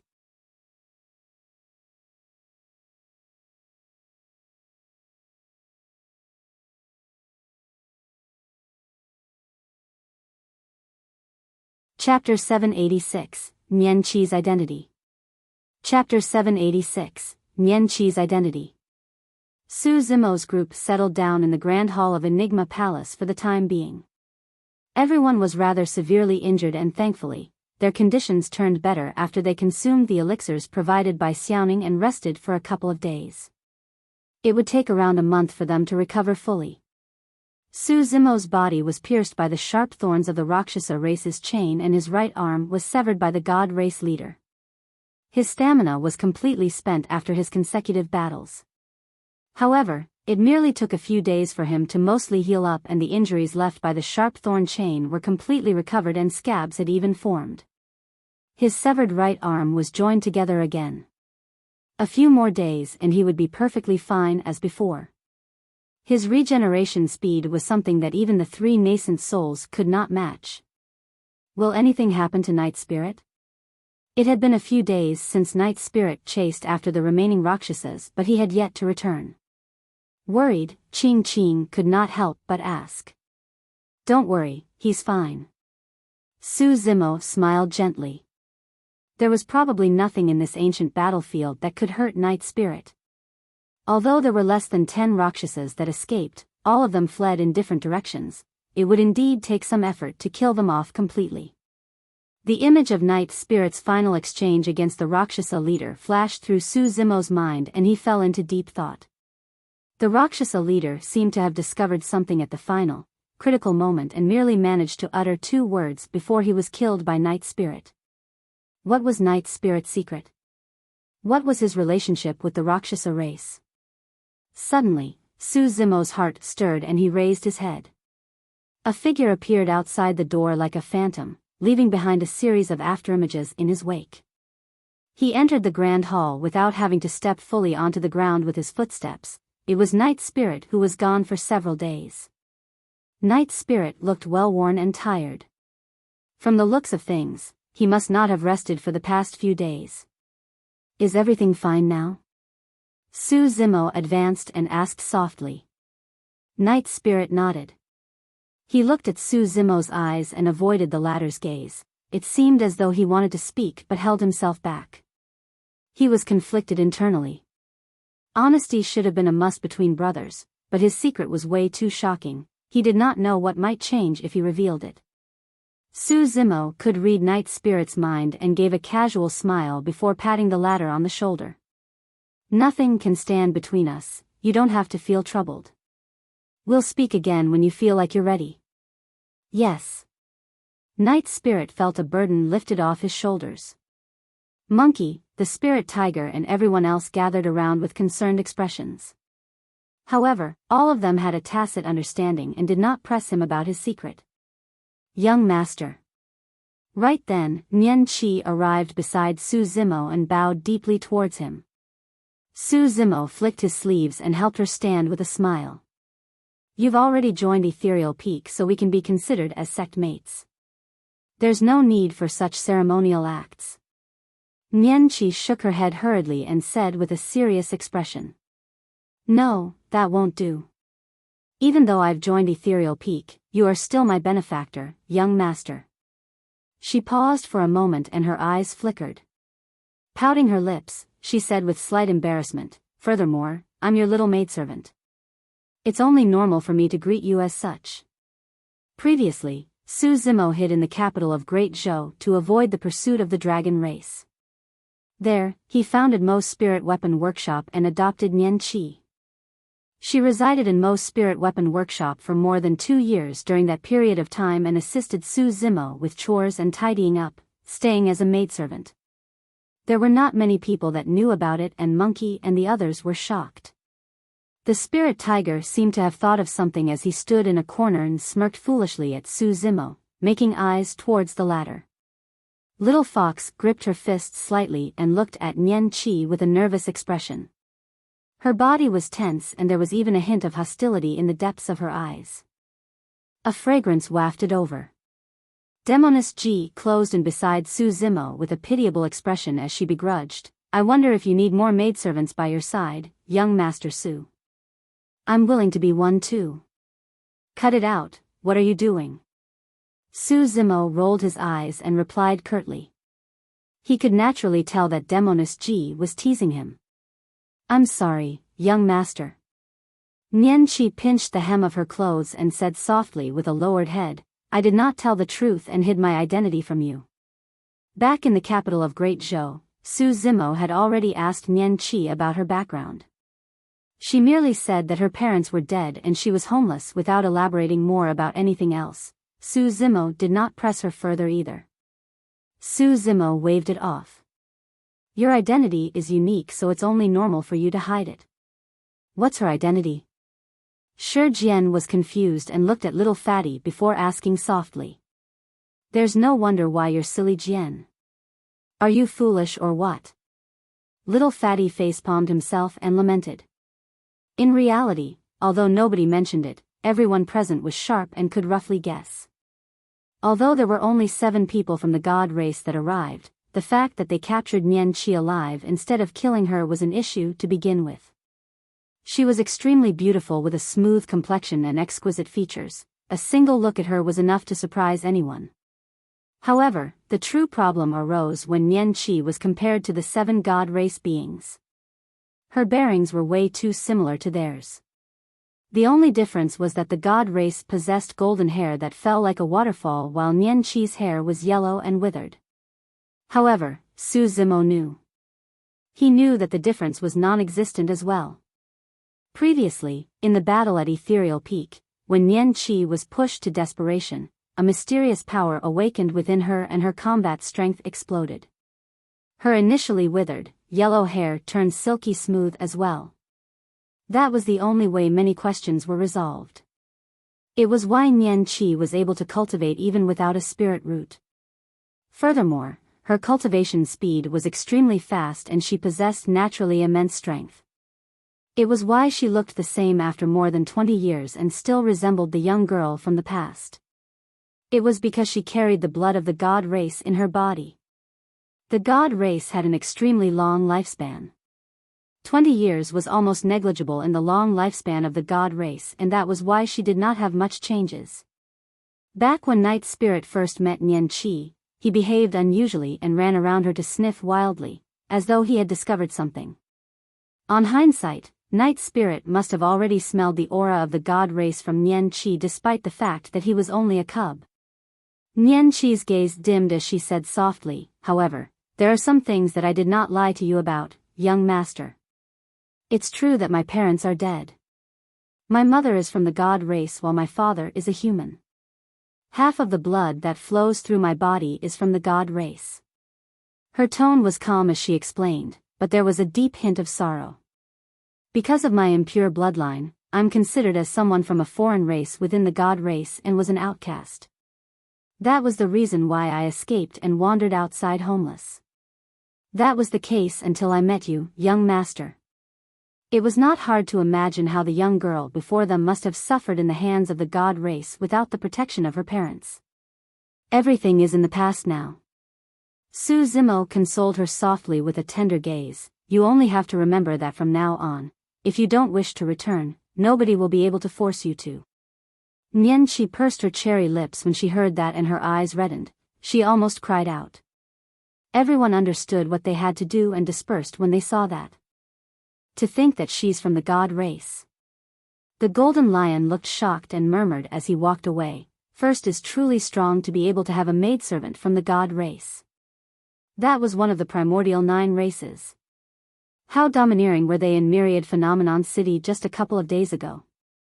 Who would have thought that Su Zimo already had an underling from the god race more than 20 years ago?" You're tuning into the Biyao's Wuxia Chronicles YouTube channel. Don't forget to subscribe and join us on this journey to catch the most captivating stories.